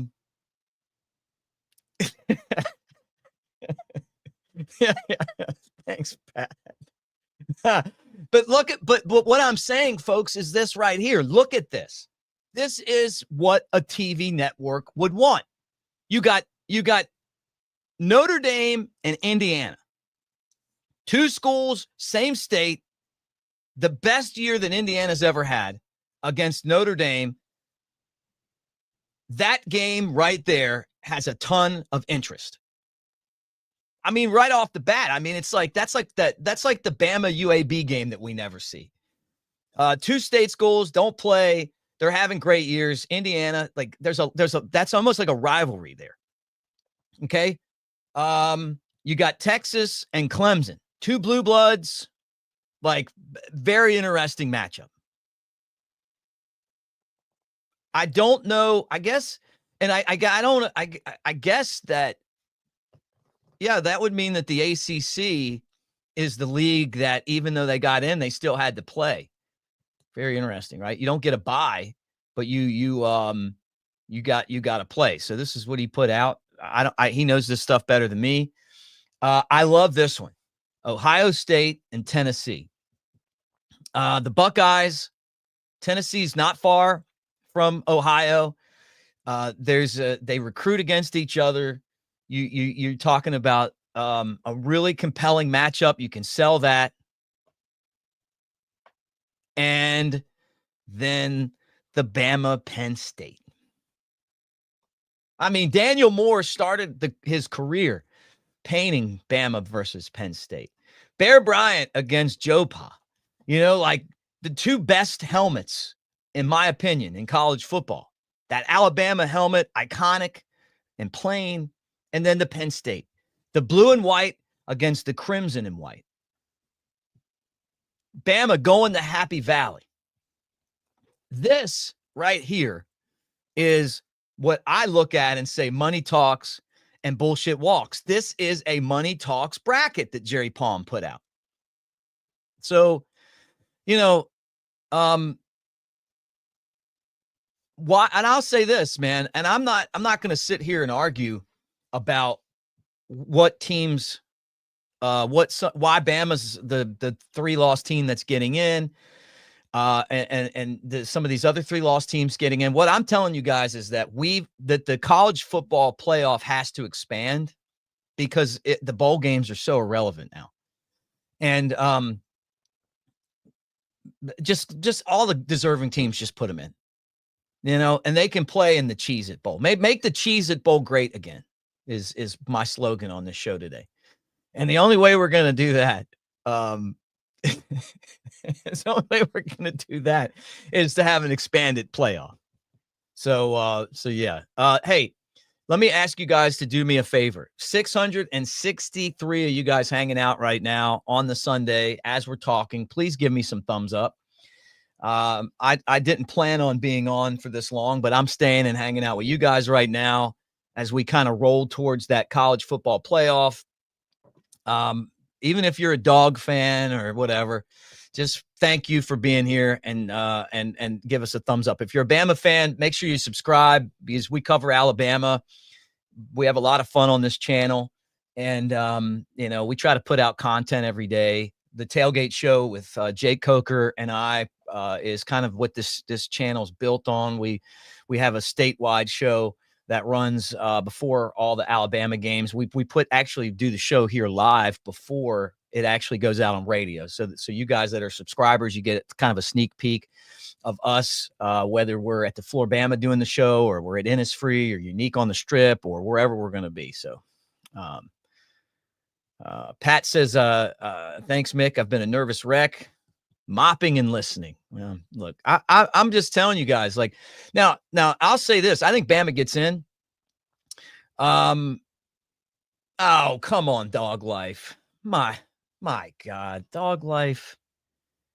I'm taking you by the back of the scruff of your neck, and I'm going to put your face in the shit that you're talking, and I'm going to spank you and put you outside and show you that you take this outside in the grass. I mean, that unbelievable. After the way that you guys lost to us in Tuscaloosa, 9 out of 10 times for you to come in here and do that on my floor. Disappointed, man. I'm disappointed. I thought we had you house trained. Yeah, thank you, Bama fan. Just put that up there for Dog Life. Let's just rub his little nose in it. This is what you do. Get over here. No. You say no, and then you take him outside, and you show him that you do that outside, Dog Life, not inside. And the shame of it is, Dog Life, is if Coach DeBoer had the killer instinct that I want him to have, and I hope that he learns, Bama would have beat you guys by 60. We were running you off the field, and then we let you off the hook. But you know what? You got Ryan Williams at the end of the game, and you lost anyway. Hopefully, we'll see you again, because you know what it's like to beat a team twice. Wonder what it would feel like for you to lose to a team twice. Almost happened before. We had some unlucky injuries. But Dog Life, I'm glad you're here. I really am.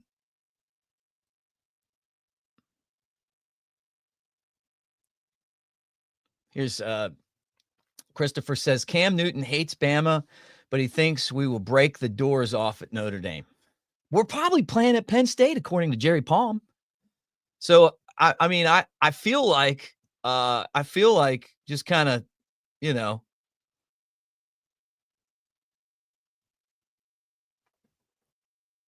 I feel like, you know, like as we kind of sit here and do this, that that we're just kind of waiting on, as you know, as the committee like all sits around and talks and stuff, and like, you know, the TV executives kind of say, hey, you know, this is Jerry Palm's playoff bracket right here. I think as we're kind of sitting around looking at this, we're going, hey man, like this is, you know, this is kind of where we're at. So I'm going to keep on scrolling and see if there's anything else here that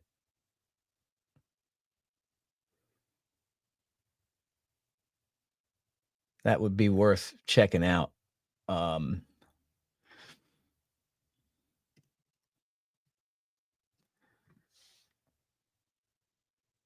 See if I can find anything that would be worth kind of getting into here. I think you guys are seeing it as well. That, you know, the closer we get to the show, the more it feels like Alabama has a ton of momentum. And you know, I guess what are we, a half hour away now from you know, from the show where Bama is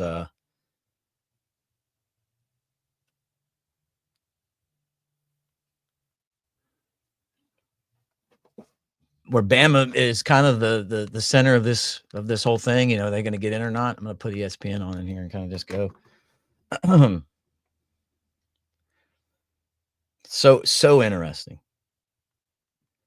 Kind of looking at the way that this thing is. I wonder.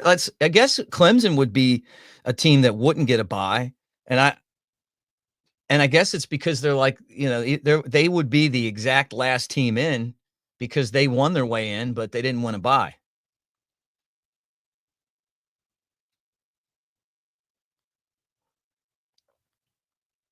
See if I can get Catfish to jump on.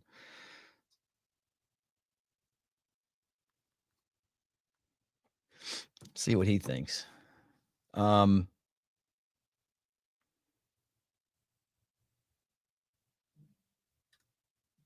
says he can jump on in like 15 minutes.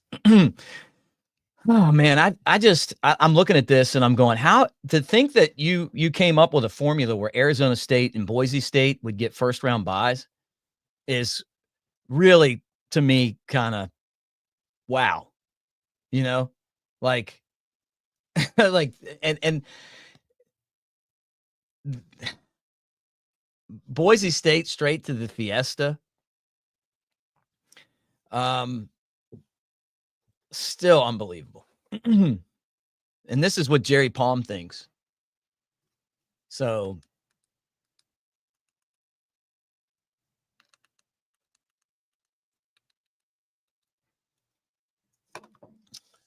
just flipping this thing on up here. See what we got.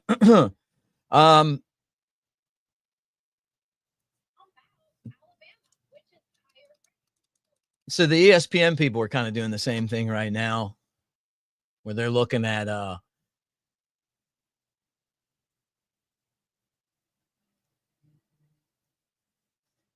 love that Heather Dinich has Bama behind SMU and Clemson. I mean, give me a break. It's like, some of these people, they try so hard to be relevant. It's like, basically like there's no chance. Like SMU would be behind Bama. If you want to put them in, you can. But she was also telling us remember last week, she was hinting that Miami was going to be ahead of Bama. Yeah. I mean, come on, man. And I think like with some of these people on TV, it's like they try to do stuff like that because they want it to be that way. Like if I say it into existence, it'll happen. It's like watching the press has gotten to the point where you watch this kind of stuff because you can't believe anything that they say. And look, Ginger Fit Dad, you're right. We got rolled by Oklahoma. I can't argue that. But we also had the worst call in the history of college football happen in that game. So bad that it's apprehensible. Who knows if the officials stay out of the game, maybe we come back and win. Maybe we don't, but we will never know. And South Carolina's even got a worse case for that.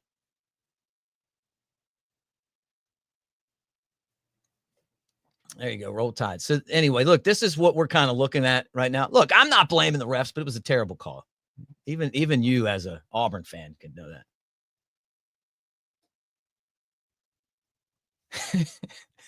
Right. Thank you.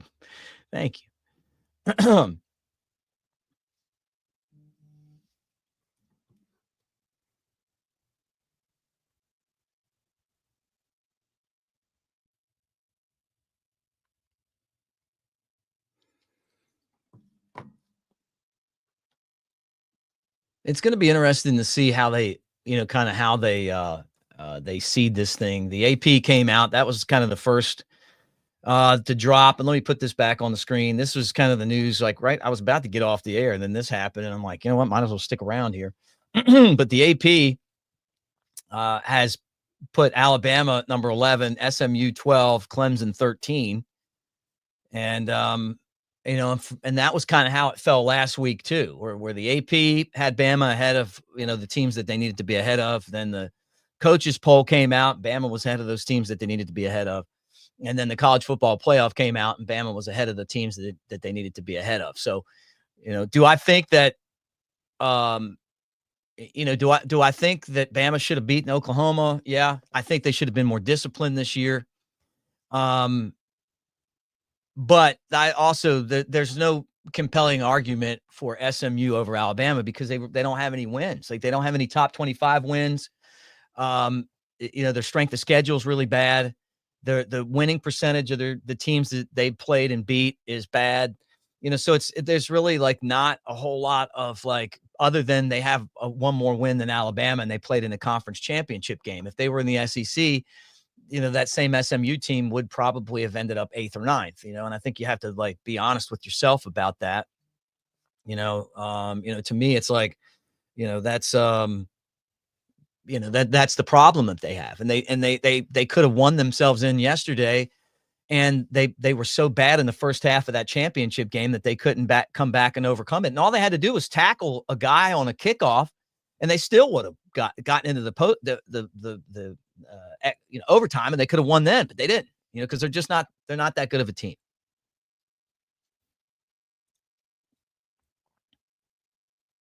So, because they played in the ACC championship game, I mean, the ACC championship game to me is like playing in the Sun Belt championship game, the American championship game. Like I'm not taking anything away from the teams that play in those games, but the bottom line is it doesn't matter. They're not that good. So, that's it. When you put the group of teams that you play against in the SEC and the resources that the teams in the SEC have and use,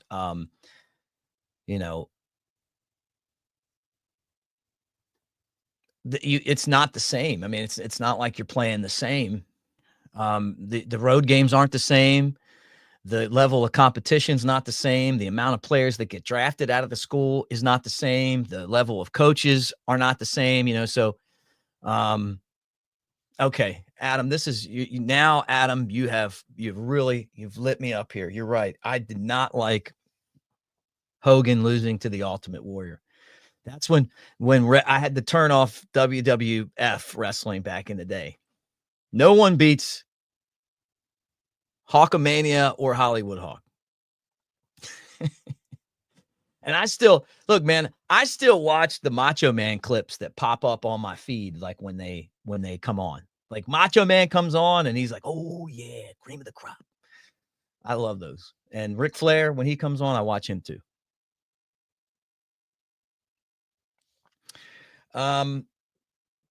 When does anyone on here know when the new AP poll, the new coaches poll is coming out?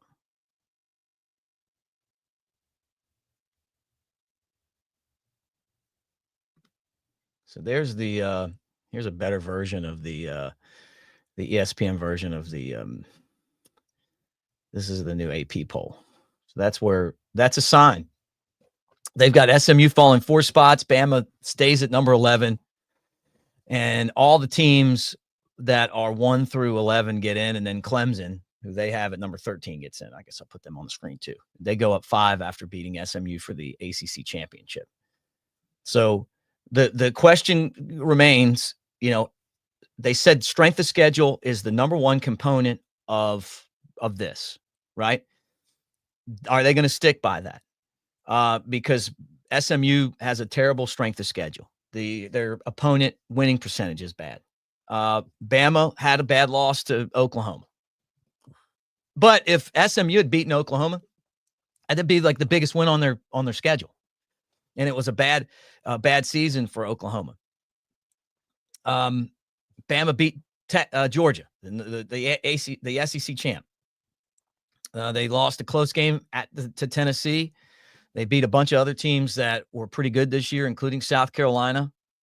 I don't look flocked on Buffs. The Vandy loss isn't as bad as you want to make it out to be. And the Tennessee loss is a respectable loss. The Oklahoma loss is a bad loss. But the days, and I'm going to tell you this, I'm going to tell everybody else this, the days of running the schedule, they're over. It's just not happening anymore. You just have too many teams with too many resources, no rules, NIL, transfer portal, and all that stuff. Nobody's going to Oregon's not going undefeated. They're going to lose in this college football playoff. They're not going to win the championship. You're not running the table. They're not going to end up, what would they be, like 16-0. It's not happening. Scott, I'll just throw that out there because I know you want that on the screen.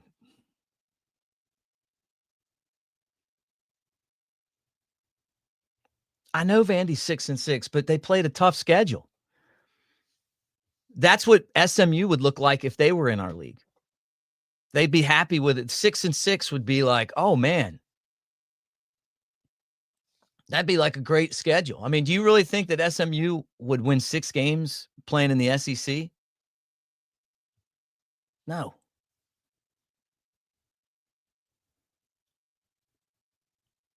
So that's what we're kind of sitting here right now. I guess just waiting on the next poll to drop.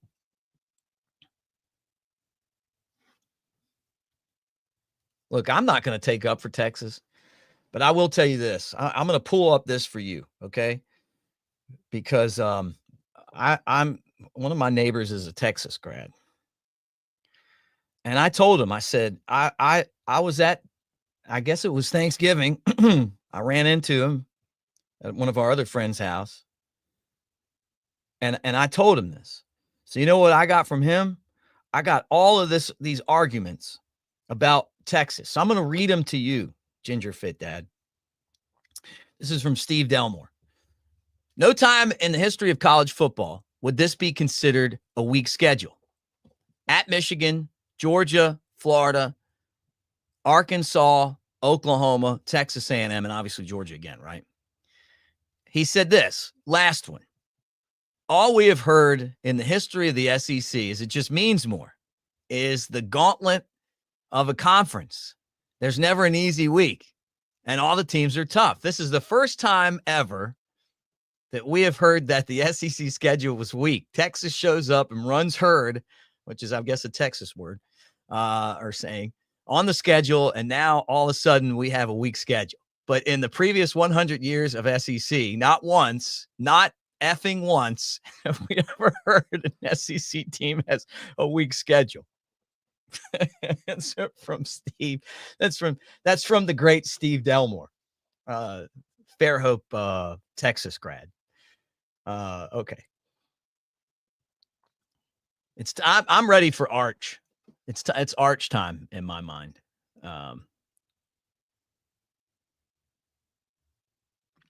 This is what you're going to run into, Adam.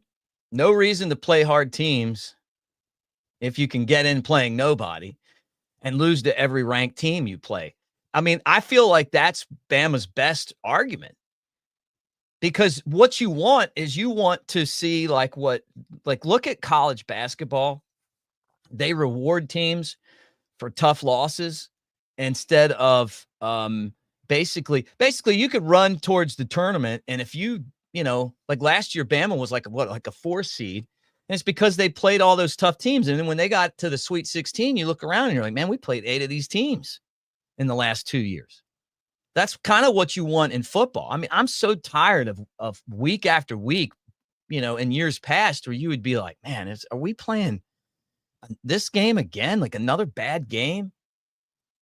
I remember Saban talking about it, so you guys want to win, but you don't want to show up when it's New Mexico State. It's like, no, I mean, because you guys are charging us like an arm and a leg for these tickets. This year, the schedule I thought was pretty good. And then next year, it's amazing, for just the home aspect of the schedule. So Texas did lose to a backup quarterback, which, by the way, was awesome. But remember, the last play of the game was the starting quarterback on one arm handing the ball off. Like think about Texas. Hey, the guy can't lift his arm to throw the ball. So it's a handoff, and they just hand it off, and the guy runs in and wins the game.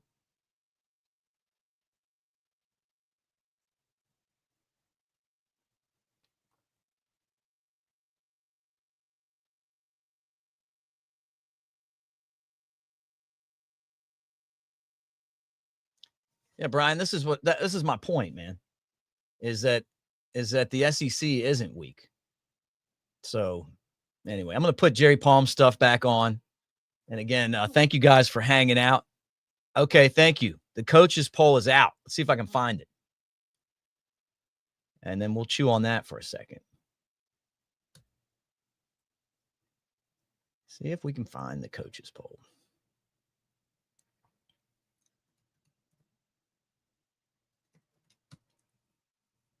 Because I'll tell you what, the coaches poll. All right, the new coaches poll is out, guys. And I'm going to tell you something. More good news for Bama. All you haters, get your hate juice ready. Coaches poll. There's Bama, number 11. SMU down 5 spots to number 12. Clemson up 4 spots to number 13. So this is turning out exactly like it did last week. Flocked on Buffs. Oh, are you probably a front running, like all of a sudden now you're the biggest Colorado fan? You got that new Colorado gear, don't you? Oh, look who it is. Catfish. Hey, man. Cat, we're 600 of your favorite friends here talking about this thing. I was just commenting on this guy, Flocked on Buffs, who's got his brand new Colorado gear on because of Coach Prime talking about Bama. You guys aren't getting in this year, but that's okay. So now we have 2 polls, and both of them have Bama over Boise State. I've said from the beginning, and you know this, I think he's getting in. You mean SMU, I'm assuming. Exactly. I meant at SMU. Yeah, okay. I'm been on for hours, okay, Kat? So I mean, I get it, man. There was, it went from last night could have been a nice, easy, simple, everybody get a good night's sleep. Where are we going on December 20th or 21st? No big deal. And it was just like, it couldn't be easy, could it? It's just like last year, Mick. We're sitting here, except it's a little tighter than last year. Last year, everybody felt pretty good about it, like getting in over Florida State. The SEC champion was not going to be left out last year. Right. But today, man, you're going on. What if you just looked at blind resumes and took out emotion?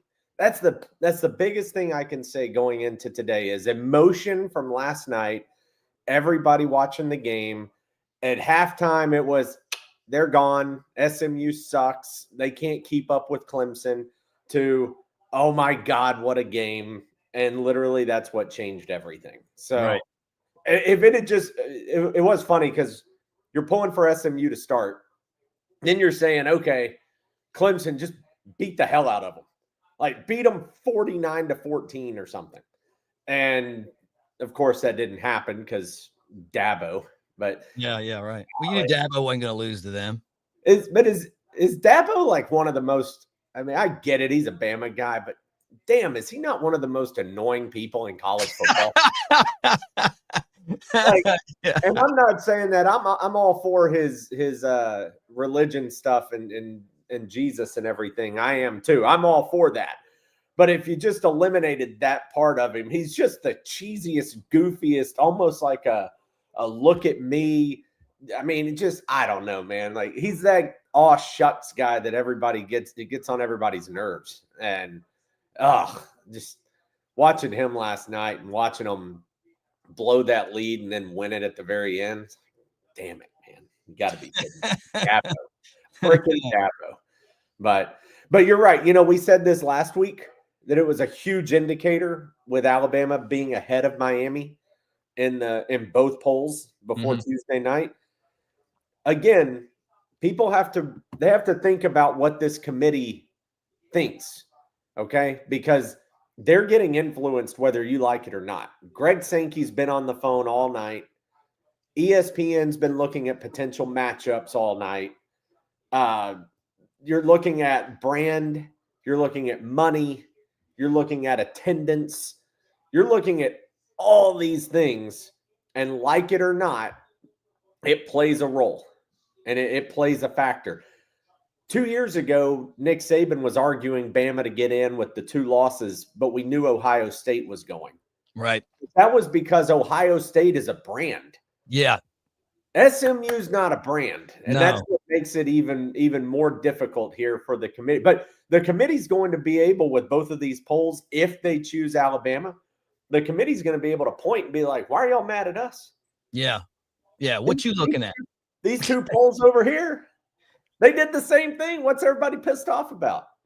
You know, SMU is the feel-good story, man. They are the feel-good story, and that I hate that, but they are.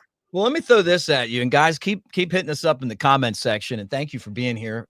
Thumbs up, like, and subscribe if you're a Bama fan, and if you're, you're like the Colorado guy. Just give us a thumbs up for being here. We appreciate you, even though we're going to make fun of you a little bit.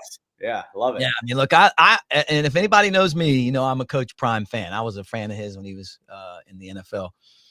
But and I wish that there was a world where all these teams got in, because the just as a Bama fan, either you get into this or you're going to the freaking Cheez-It Bowl. I mean, come on, man. Like, it's like all or nothing.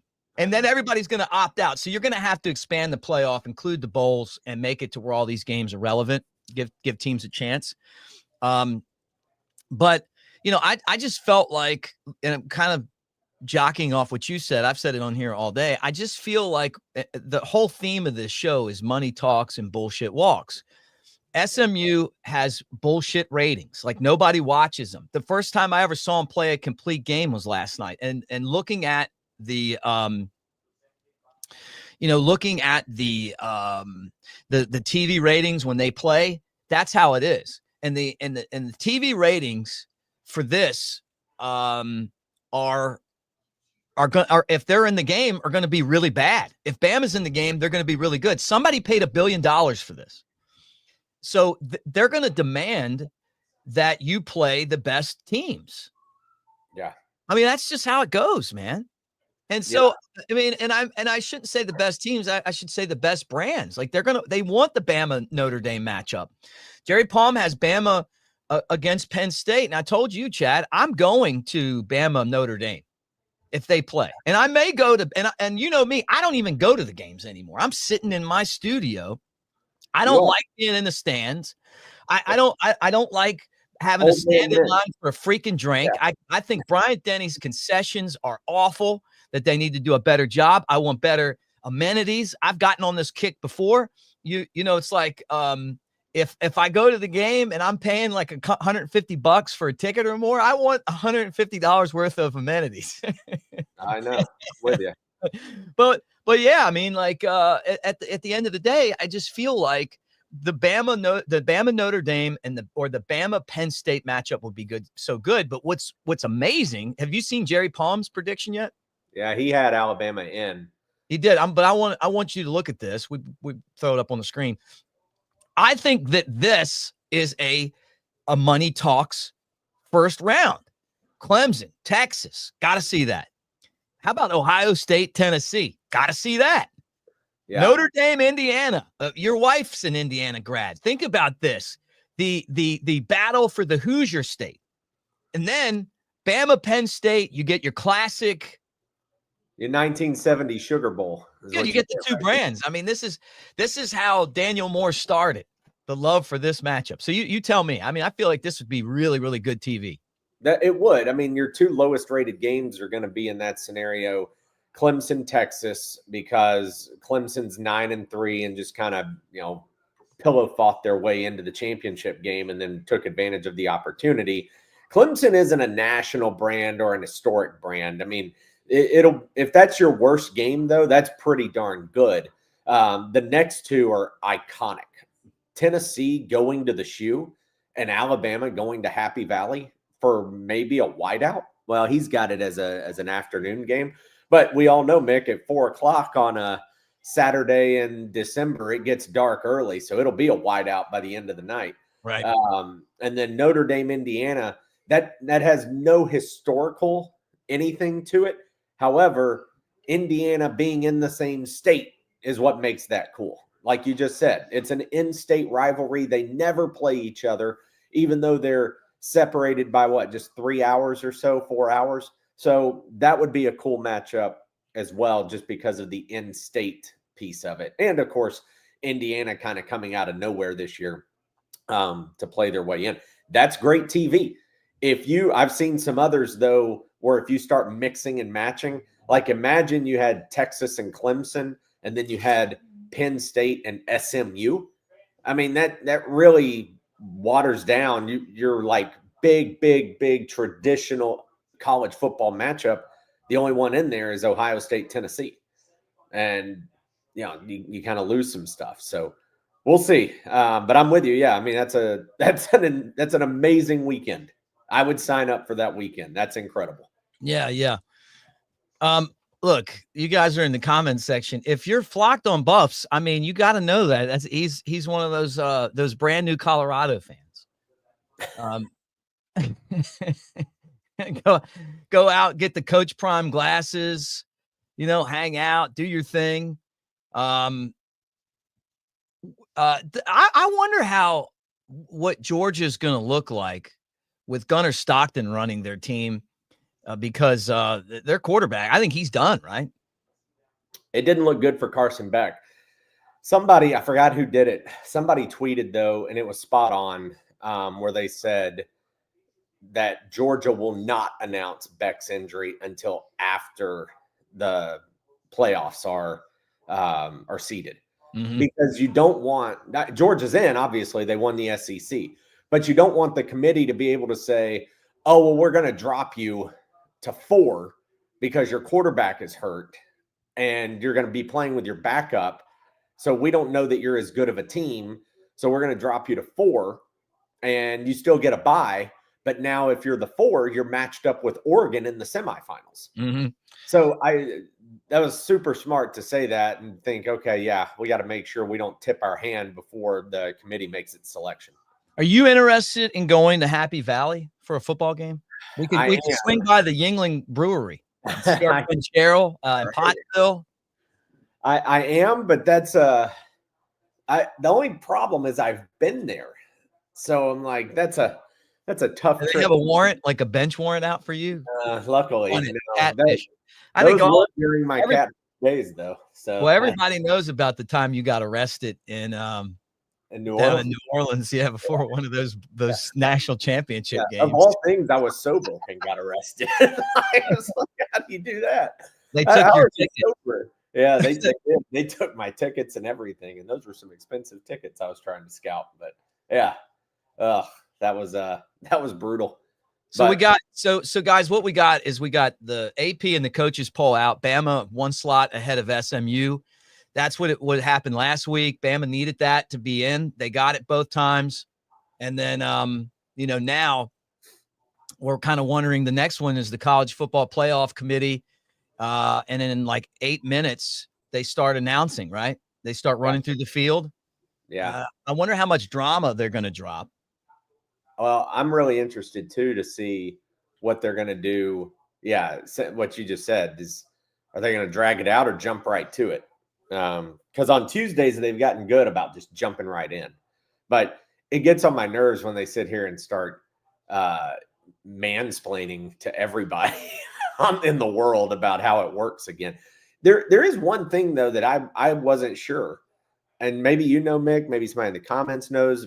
Be certain if it is that if the 5th highest ranked conference champion, right, which many are assuming is going to be Clemson. Right. Are they automatically 12?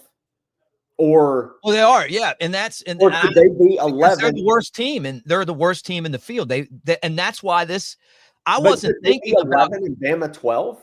Like hypothetically, Bama's ahead of them. Like they could jump Bama for being the conference champion, same record, or 10-3 instead of 9-3. I just didn't know if they have to be 12 or can they be 11. Well, they could be, but what I think Jerry Palm has a really, really interesting field here, because when no one wants to watch. I mean, just forget about who deserves to be where, and let's think of this as TV executives and flocked on Buffs. I would love to see Bama in Colorado. I think you guys are now compelling to me. As look at this, Mark says it's still negative 900 that SMU gets in. So Vegas still thinks it's SMU. But if I'm looking at this through a TV executive lens, okay, Arizona State and Boise State aren't going to draw flies, right? You know that. So you give them the bye, and then they'll lose their game in the second round, right? Georgia and Oregon earned that bye. Oregon went undefeated. They had an amazing season. They've just beaten everybody in their way, including Ohio State. Hats off to them. And then Georgia has had all those years of the really weak schedules. They've had a very tough schedule this year. They lost a couple of games, but you know what? They won they found a way to win yesterday in a game that I didn't think they were the better team. And I'll give them credit for that. You know, they deserve the bye. They earned it. You put the other two schools in there because they're not going to draw anybody. Then you got this first round where we've talked about this forever. Team sites, you want the matchup. I love the battle for the Hoosier State, Notre Dame against Indiana. You got the Ohio State Tennessee matchup. I mean, that one I'd want to watch that game. Texas at Clemson, that's another one I want to watch. And then Bama at Penn State is like your historical college matchup. So I think that this is really, really good stuff. What time? So Bama would be 4:00. Yeah, 4 Eastern. Yeah, but we don't know what day. That'd be on Saturday. Okay, so it'd be Saturday at 4. Yeah, Texas Clemson would be Friday the 20th at 8. And then Notre Dame, Indiana would start Saturday. Bama, Penn State would be the afternoon. And then Ohio State, Tennessee would be the night game.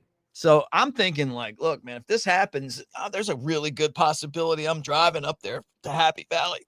That's the one time I went, it was a drive, and it was certainly a drive. Going up, man. Going up.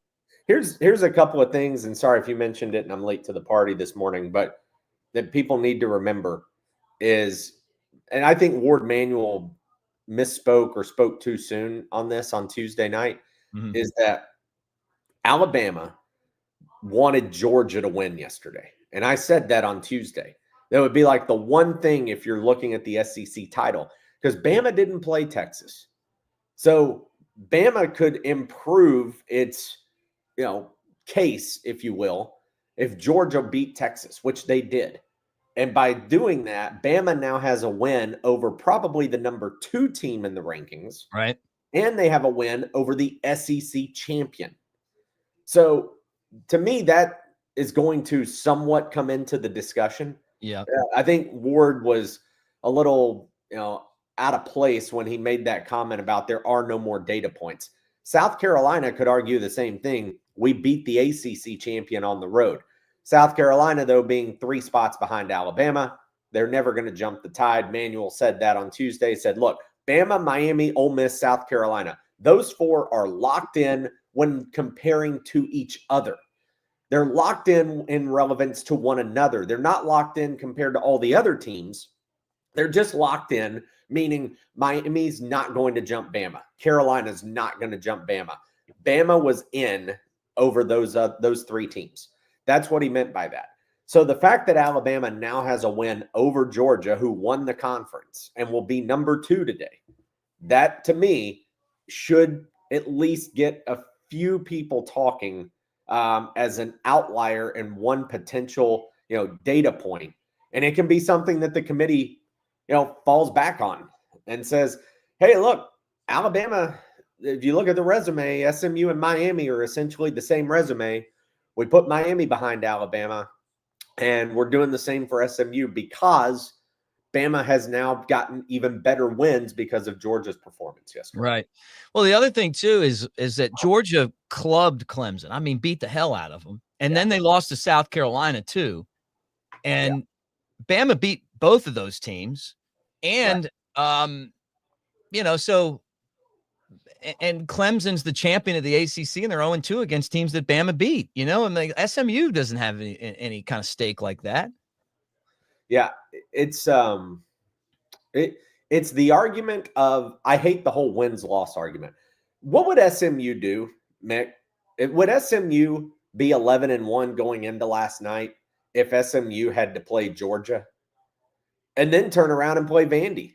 Right. And then go on the road to Tennessee and then go to LSU and then even a couple of road games Like, would they run that gauntlet? Would they have beaten South Carolina in early October? That's the part to me where you have to step back and look and go, SMU didn't have to play Miami. They didn't have to play Clemson. Right. They got to play some really bad teams in the ACC. Their best wins are Duke, Pittsburgh, Louisville. Right. All of who are not ranked. Yeah. Bama's best wins are Georgia, Missouri, South Carolina, 8-4, LSU. LSU, Bama made them look bad, and then they lost to Florida, but then they won their final 2 games. Yeah. So they ended up 8-4. People kind of forget that. But I don't know. I just step back and look, and I go, man, like, which one is more important? Are the bad losses, because Bama has a couple of those. Yeah. But you could spin it however you want, because you could say, yeah, but Bama didn't lose to a team that's not going to a bowl. Right. They didn't lose to a sub 500 team. Mm-hmm. Like, if you want to spin it, that's all I'm saying is you can spin however you want. But what is more important to the committee? And if you do take emotion out and you go strength of schedule, strength of record, FPI, game control, all these metrics, Alabama leads, and they lead by quite a bit in a couple of those. I feel like, I've said it from the beginning. I don't think that this is even, I don't think it's even that close. I mean, I think, but what's that? This comment right here. Like, I'm not debating Alabama's inconsistent, but who could win it? Who could win it all, Alabama or SMU? Right. That's my point on this. Like, if you're going best team, then that's my problem. Like, go the Nick Saban route. I've always said Vegas should do the top 25 polls. Really? Who cares what a writer thinks? Who cares what Brett McMurphy thinks? Because he's some sour ass that's got it's Heather Dinich that makes me laugh. So much. She's an idiot, man. Well, it's not that. I think that she just does it to like. That's what I mean. Why would we care what she thought if she didn't like just say dumb shit? I mean, you know what I mean? Like, that's my point. It'd be like, well, who cares? I mean, the fact that you got to talk about it, like, look, here's the SMU case that they had a better record than Alabama, right? And they lost in their conference championship game. Here's the Bama case. They beat better teams. They played a much tougher record, and they have a bigger brand. Yeah. That's it. Like, there's, it comes down to that. And then when you start doing the math, the TV networks, Chad, they decide this. And that's why I think that this is an easy pick and that Bama's going to get in. Yeah. I tweeted earlier that, somebody made a comment about how Heather Dinich had SMU in.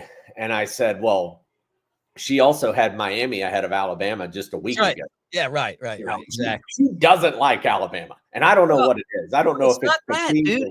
No, it's not that she doesn't like Alabama. It's that she's trying to be, she's trying to find that relevance, right? Hey, I'm going to be the one that gets people talking because, like, it's like in wrestling, the heel comes out and he's going to, talk, try to get everybody pissed off by talking about something, and it's like, no, that's not true, and we're the fans. We're like, no, that's not true. Like, we fall for this. Yeah, it's I get what you're saying. She's trying to be the contrarian. Yeah. And build things up, but she's done it for 10 years and Bama's been relevant for 10 years. So maybe that's why the impression of her hating Bama is it, but we'll see what happens here. I don't know how long they're going to take. Where they got Reese, Booger, Joey Galloway, Greg McElroy, Saban, and Herb Street up on the screen right now. They have not started. I'm curious if they're going to run 25 to 12 and then freeze, because used to what they would do, Mick, is they would go, like 25 to 7. And then they would say, okay, we know who 1 is. We know who 2 is. Who's 3. And then it would get down to 4, 5, and 6. And they'd flash 6 on the screen. Right. And then it would be to 4 and 5. And then it would be, okay, who's in? And that 4th one would flash across. Yeah. So I don't know. I think it's one of those things. If you just looked at the resume, Alabama would be in. But well, if Bama played their schedule, Bama would be undefeated right now. They'd be the ACC champs. Oh man, how about the broadcast last night? McElroy and who's the other guy, the bald guy? Sean McDonough.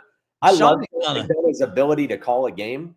But dear God, man, I mean, I felt like I was watching the election over again. Like, dude, those two guys are good together, but off the air they have a reputation of being not good. You know, like, and it's so funny because honestly, I think like their call is really good, but listening to McDonough campaign, it was like, look, bro, I get it. Like Biden's not running for president anymore. I don't need to hear you. It's not about Trump today. You know, it's like just call the damn game. Yeah.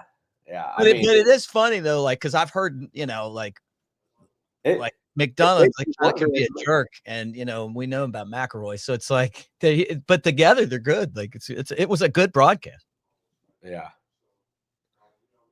Brett McMurphy just broke that SMU is in and Bama's out. I hate Brett McMurphy, man. God, that guy. I don't know him. I've never talked to him. I watched some of the tweets of like him and Stuart Mandel and some of these others, and it's just like, dude, you're just shut up. Just shut up. Like there's Coach Saban up there. He actually did. I thought this guy was in our comments here was joking because of my comment about Brett McMurphy, but he is reporting that sources have told Action Network that SMU is in and Alabama is out. So if that happens, what does that tell it? So that means Vegas was right. Yeah. And I kind of like what Saban has brought up here, talking about somebody having to fall backwards and lose a game and not fall far enough. Saban's like, SMU shouldn't have been 8 to begin with. They kind of were just 8 because they just kind of kept moving up the ladder. Yeah. Well, if McMurphy's right and he's staking his reputation on it, the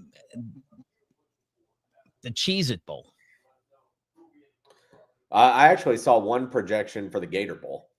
I'd take that over the freaking Cheez-It Bowl. Well, the Cheez-It Bowl would be Illinois. It sucks either way, Mick. I mean, who would be in the Gator Bowl? I wouldn't want to play in any of these. No, the season could end here in 10 minutes because it's the Cheez-It Bowl is Alabama and Illinois, and the Gator Bowl is Alabama and Duke.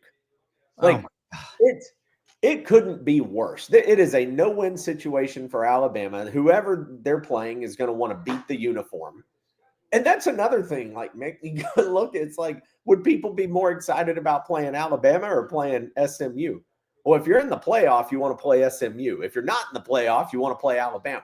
Right. So it's like, golly, man. I mean, that's more of the brand, but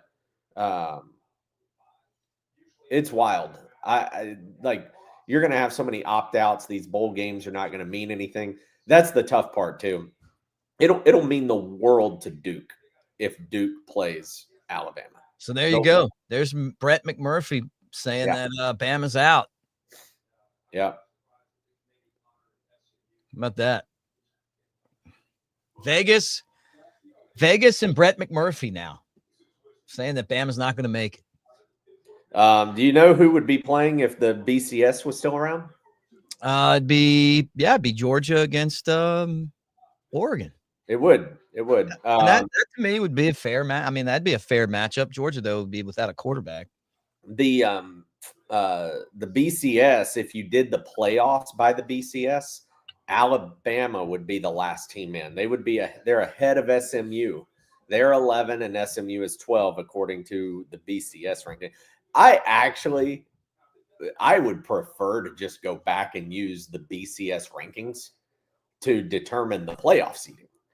Like, what was wrong with that? We didn't like the BCS because we didn't like that there were only 2 teams. That was what we didn't like. Right. But I don't think anybody had a true problem other than 2004 Auburn with the BCS. And the only reason it was a problem then was because there were 3 undefeated teams. You had USC, you had Oklahoma, and you had Auburn. Right.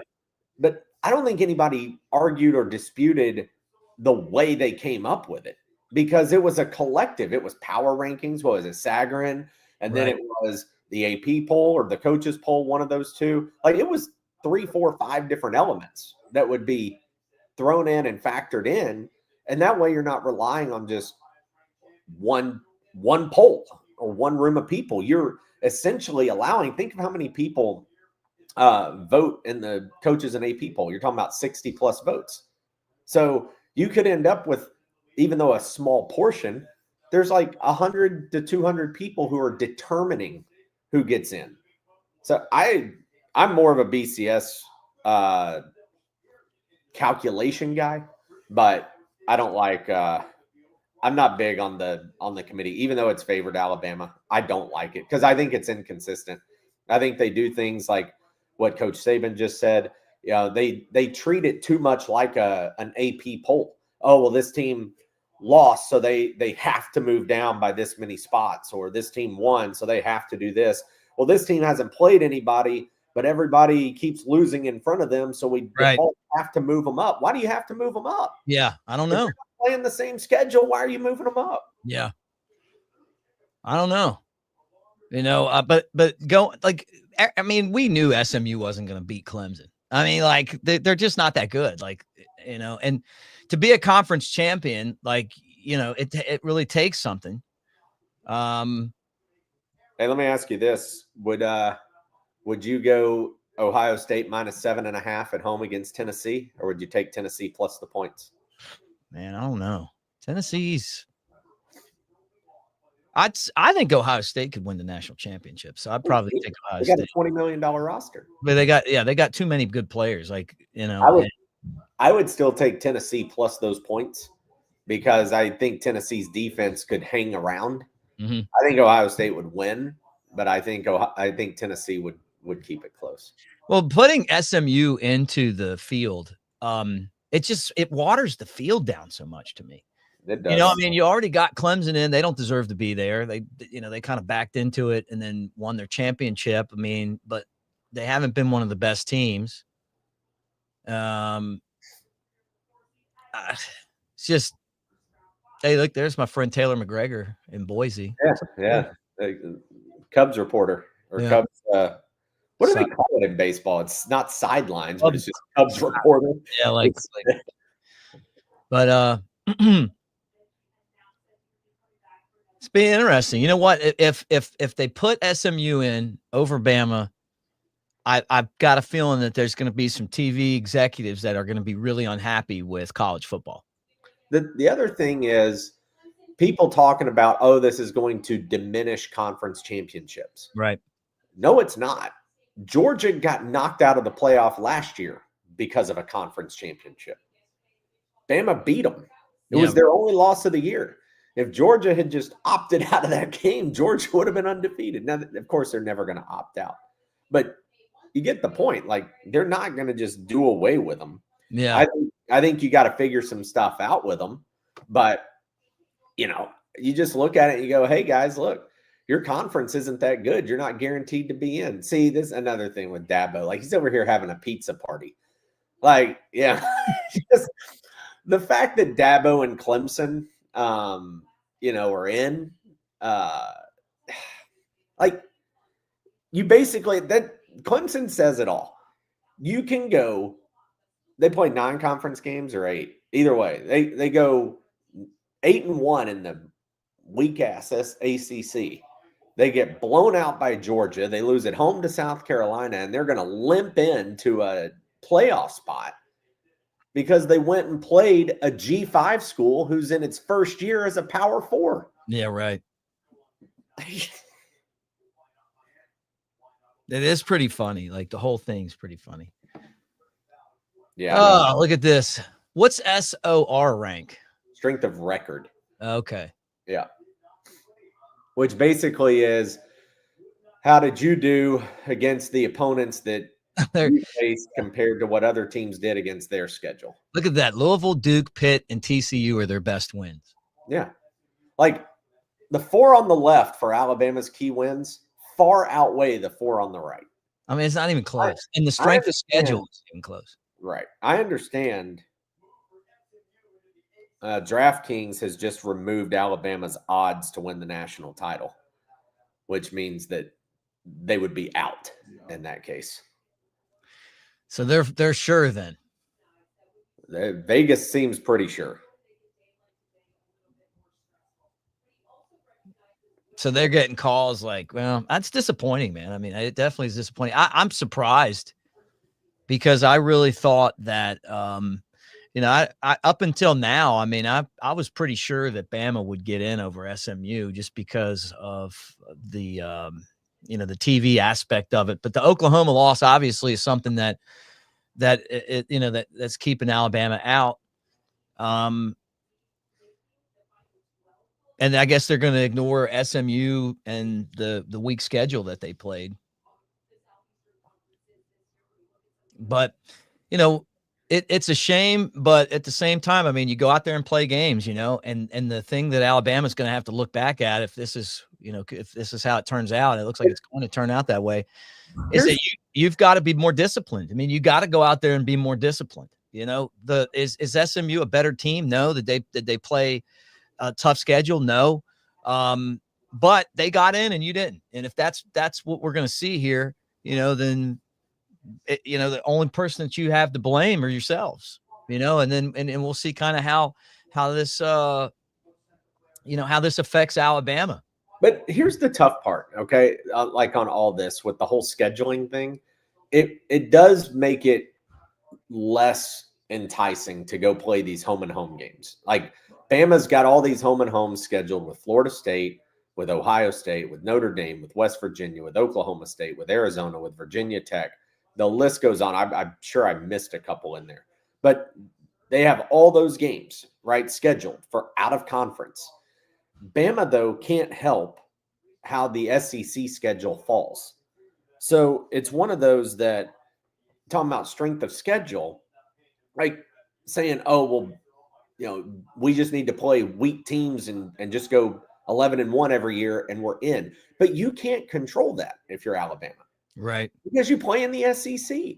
You can't control it. If you play somebody or you go through the conference, the fact that Texas got through this year with only playing one top 25 team and it ended up being Georgia twice, is honestly insane that they got through that. They didn't have to play Bama, Ole Miss, South Carolina, Missouri. There's 6 teams ranked in the top 25 from the SEC, and they only had to play one of them. And of course, they are one as well. But SMU, the ACC sucks so bad, they're always going to have that advantage that they don't have to play a tough schedule. Yeah. Well, I mean, and this kind of sets the precedent too, that you're better off not playing the tough schedule because they're rewarding teams for playing weak schedules and not having any wins. Well, that's what I mean. Bama there's no way SMU is going to win. I mean, like they're going to lose whoever they play to. They're going to lose again, and that's going to be that. So, but that's what I mean. Bama should cancel the home and homes. But even if they do that, they still have to play in the SEC. So they can't dictate their schedule in the SEC. So they're going to be stuck playing really tough games in the conference no matter what. Mm-hmm. SMU, they're going to get to play the ACC every year. They don't have to go through that week in, week out gauntlet. They just don't. Yeah. And so they can avoid by not playing any out of conference teams, who are any good. Yeah. Yeah. All the signs pointing to Bama being out. Last year we got in, it was kind of the same situation here. This time we're going to get out. I think that the future of college football is eventually the sooner the better. Just make it a big ass tournament. Use the bowl games to be a part of it because the drop off is so dramatic, man. I mean, like it's turned into if you're in, it's way up here, but if you're not, it's way down here, And so that difference is huge. Trying to see too. Oh, listen, Colorado, you had one decent year and you're going to tell me I need a Kleenex. So let me get my championship rings out so you can see what they look like. Get the fuck out of here. Is that their first winning record in? I mean, like, and when Dion leaves, you're going to stink again. I mean, like, just be lucky that you you got a year or two before, and then you'll just follow him. Be Florida State next year. I think he's going NFL. You think There's going to be so many NFL Cowboys. I don't know, man. I don't think he would want to put up with the NFL stuff. I think he'll be well respected in the NFL. I think he goes to Vegas, and the Raiders try to get Shedeur. That it just fits. Like that fits his brand, his persona, his culture. Fits everything for Prime. What you getting rings out over there? Ooh, look at that. That's what they look like. We'll see if Colorado wins any of those. Colorado can get him a Pop-Tart Bowl ring. What they get. Hey, I'd play him in the Pop-Tart Bowl. You get to eat the mascot. The problem is like the Cheez-It Bowl against Illinois is just awful. I mean, like that is awful. Yeah. Trying to see if there's anybody else, quote unquote, breaking. I'm telling you right now, we didn't get in. Uncle Charles though says SMU haven't played anybody. Talk about SMU all week, winning, and they lost. Alabama got top 10 wins.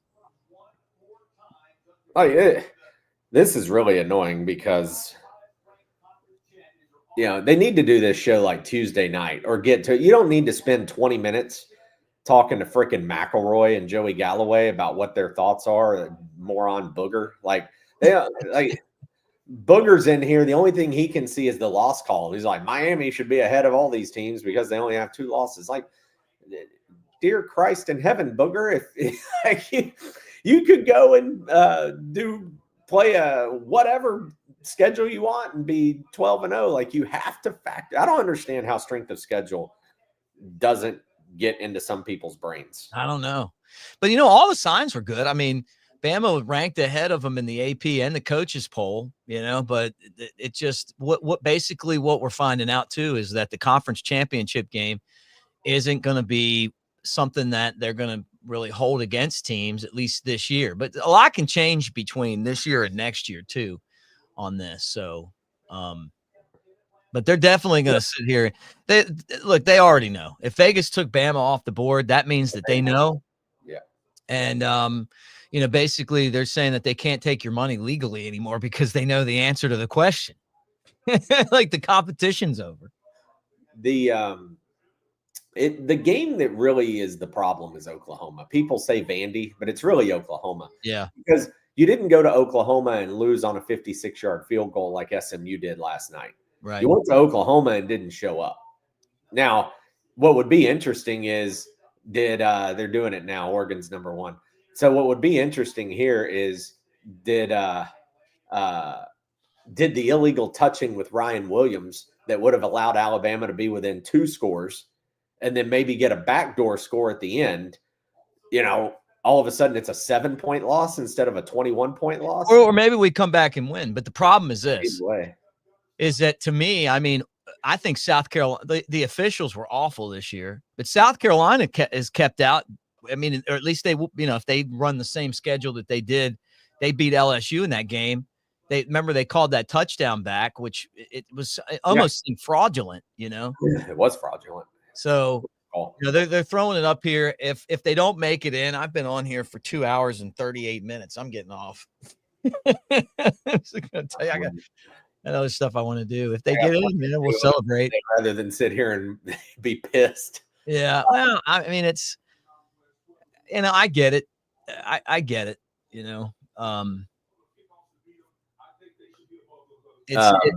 Georgia is too, by the way. They're milking it for the 3 seed, which is Boise. That's how bad college football is in this setup. They need to get rid of the buys for the champions. Like, there's no reason any of these 3 teams, Boise, Arizona State, or Clemson, should have a first-round bye, and 2 of them are going to get a first-round bye. Like, that is criminal that those teams get a bye. Boise State's 3. They're 9 in the rankings, but they're 3 in the seeding. Boise now gets to go to the Fiesta Bowl. I know. How crazy is that?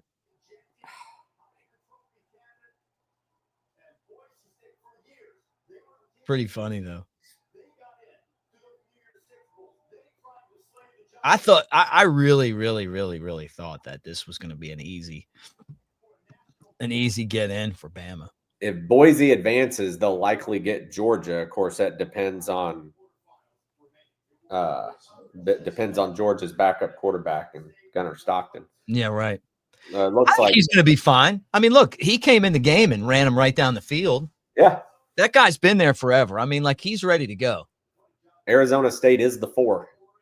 So Arizona State gets the bye. And this is what sets up is that they know that Boise State and Arizona State aren't bringing in any TV revenue, right? Like, and they're going to lose in the first round in the first game anyway. Like, they're going to be out. So they put them in those spots. I'd give Arizona State a shot. I like that. Scatterboo is legit. I like that running back they got. Yeah, Scatterboo. He's legit.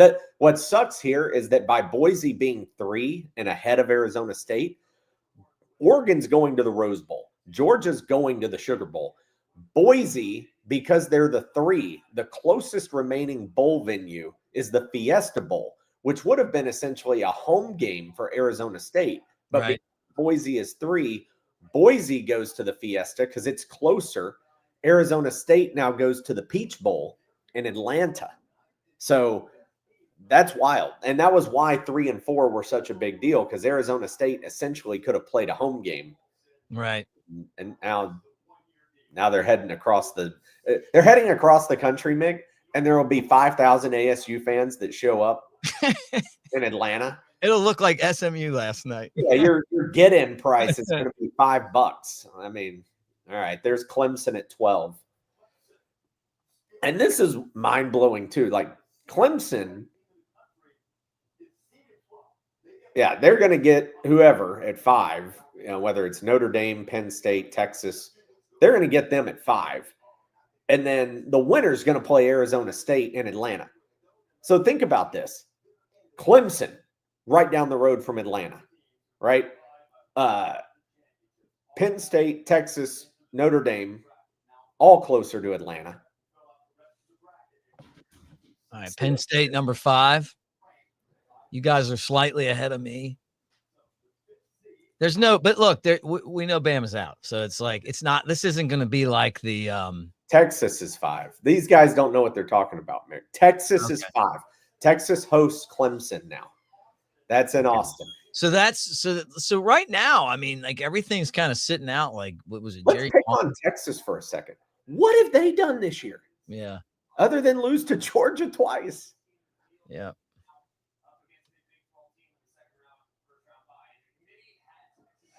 I mean, I think Texas will win, but I think he says I'm just kidding. All right. Well, that's a good matchup.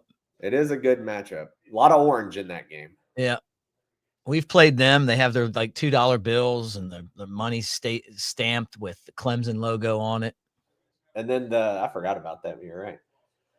And then they're going to we played them, man. We've played. I've been I think 3 games, at least 3 playoff games. I've been to 4 with Clemson. I didn't go to the national title with. I didn't go to the ass whooping that they put on us. I was there. That was bad. I was there with throwing those picks. What's that? I was there with Coker in 15. Me too. I was there. Penn State is 6. I was there in the Sugar Bowl the next year. I'm sorry, I was in Tampa the next year when Clemson won the title. Mm-hmm. Me too. I was at the Sugar Bowl when Bama beat Clemson. Yep. And then, I was there in San Francisco. That was rough. I didn't go there because Santa Clara is where it was. Yeah, it was terrible. I remember people didn't even know there was a football game. They didn't.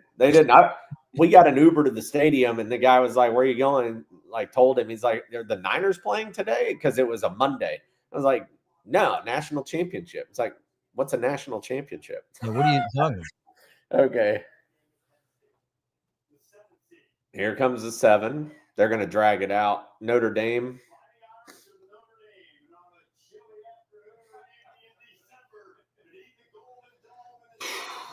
Man, Penn State and Notre Dame, that is going to be cold-ass football. I know. I was looking forward to wearing my jacket, my big Bama jacket that they gave me when I was working for Crimson Tide Sports Network. It's like a sideline jacket. You've probably seen me wear it before. Extremely cold weather. I mean, it's the only really, really, really warm jacket I have. So if it gets like really cold, that's the thing I wear. And it looks like a bodysuit. Like it's so warm. Love that thing. I was going to take Here's the 8-9, and this is big because it's whoever hosts. I would give it to Ohio State. Yeah, Ohio State's everything's playing out like we thought, except SMU in over Alabama.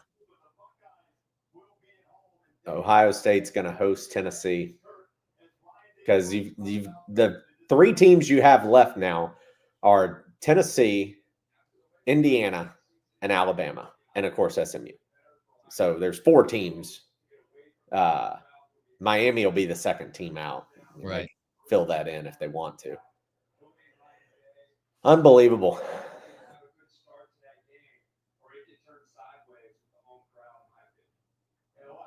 So if Ohio State wins a home game, Ohio State's going to meet up with Oregon in the Rose Bowl.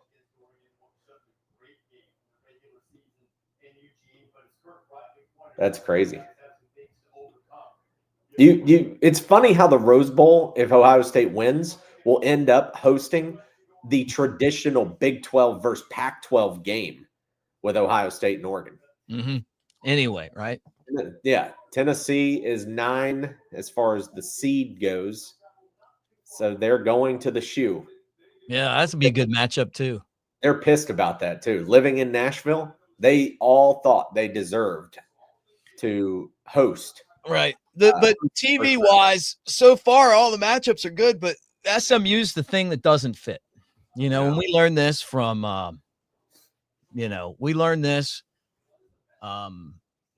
from Sesame Street. One of these things don't go together.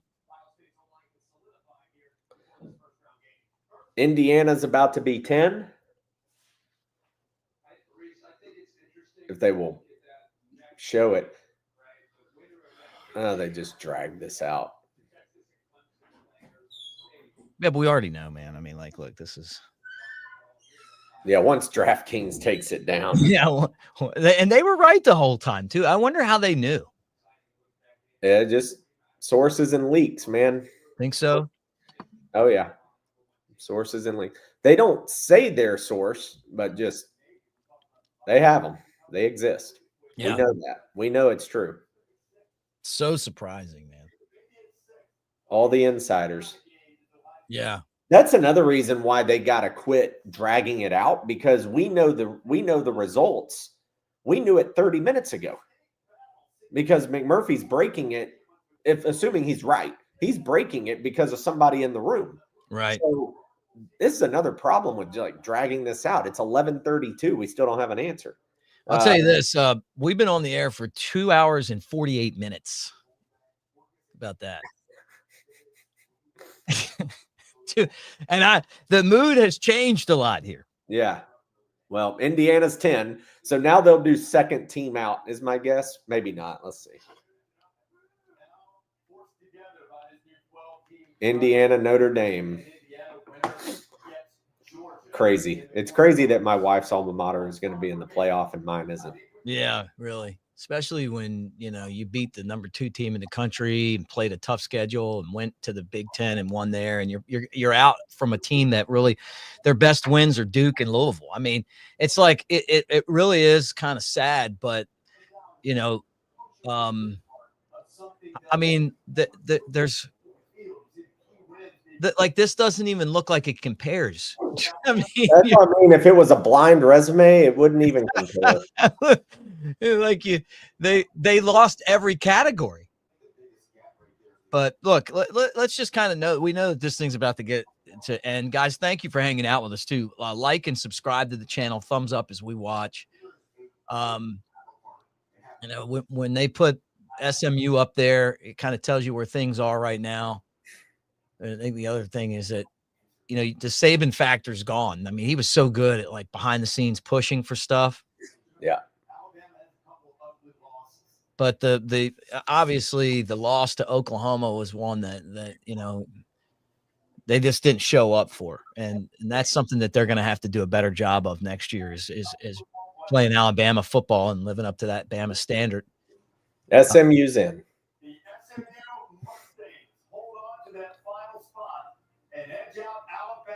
Okay. All right. Well, there we go. We sat here and we watched. Final thoughts, Chad?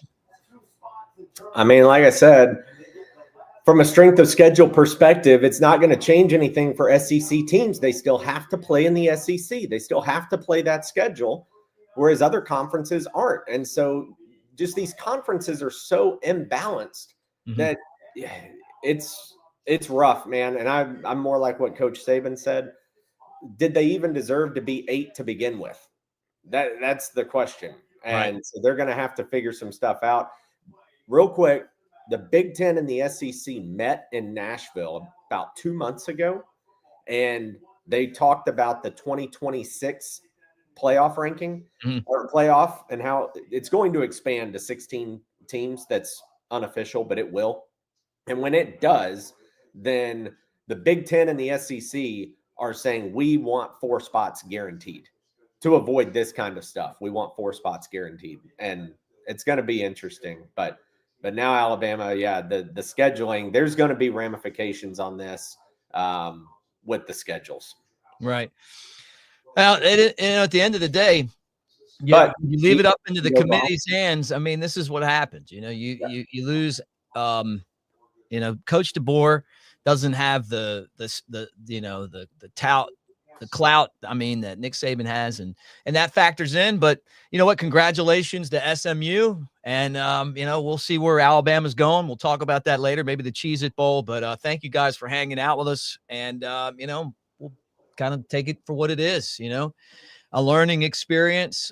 Get ready for the opt-outs. We'll cover that. Bama basketball, obviously doing their thing. We'll have the transfer portal. So we'll be covering all that on here. But hey, Kat, thanks for hanging out. And, we'll kind of think about things and do a show tomorrow. What do you think about that? Yeah, sounds good, man. Looking forward to it. All right.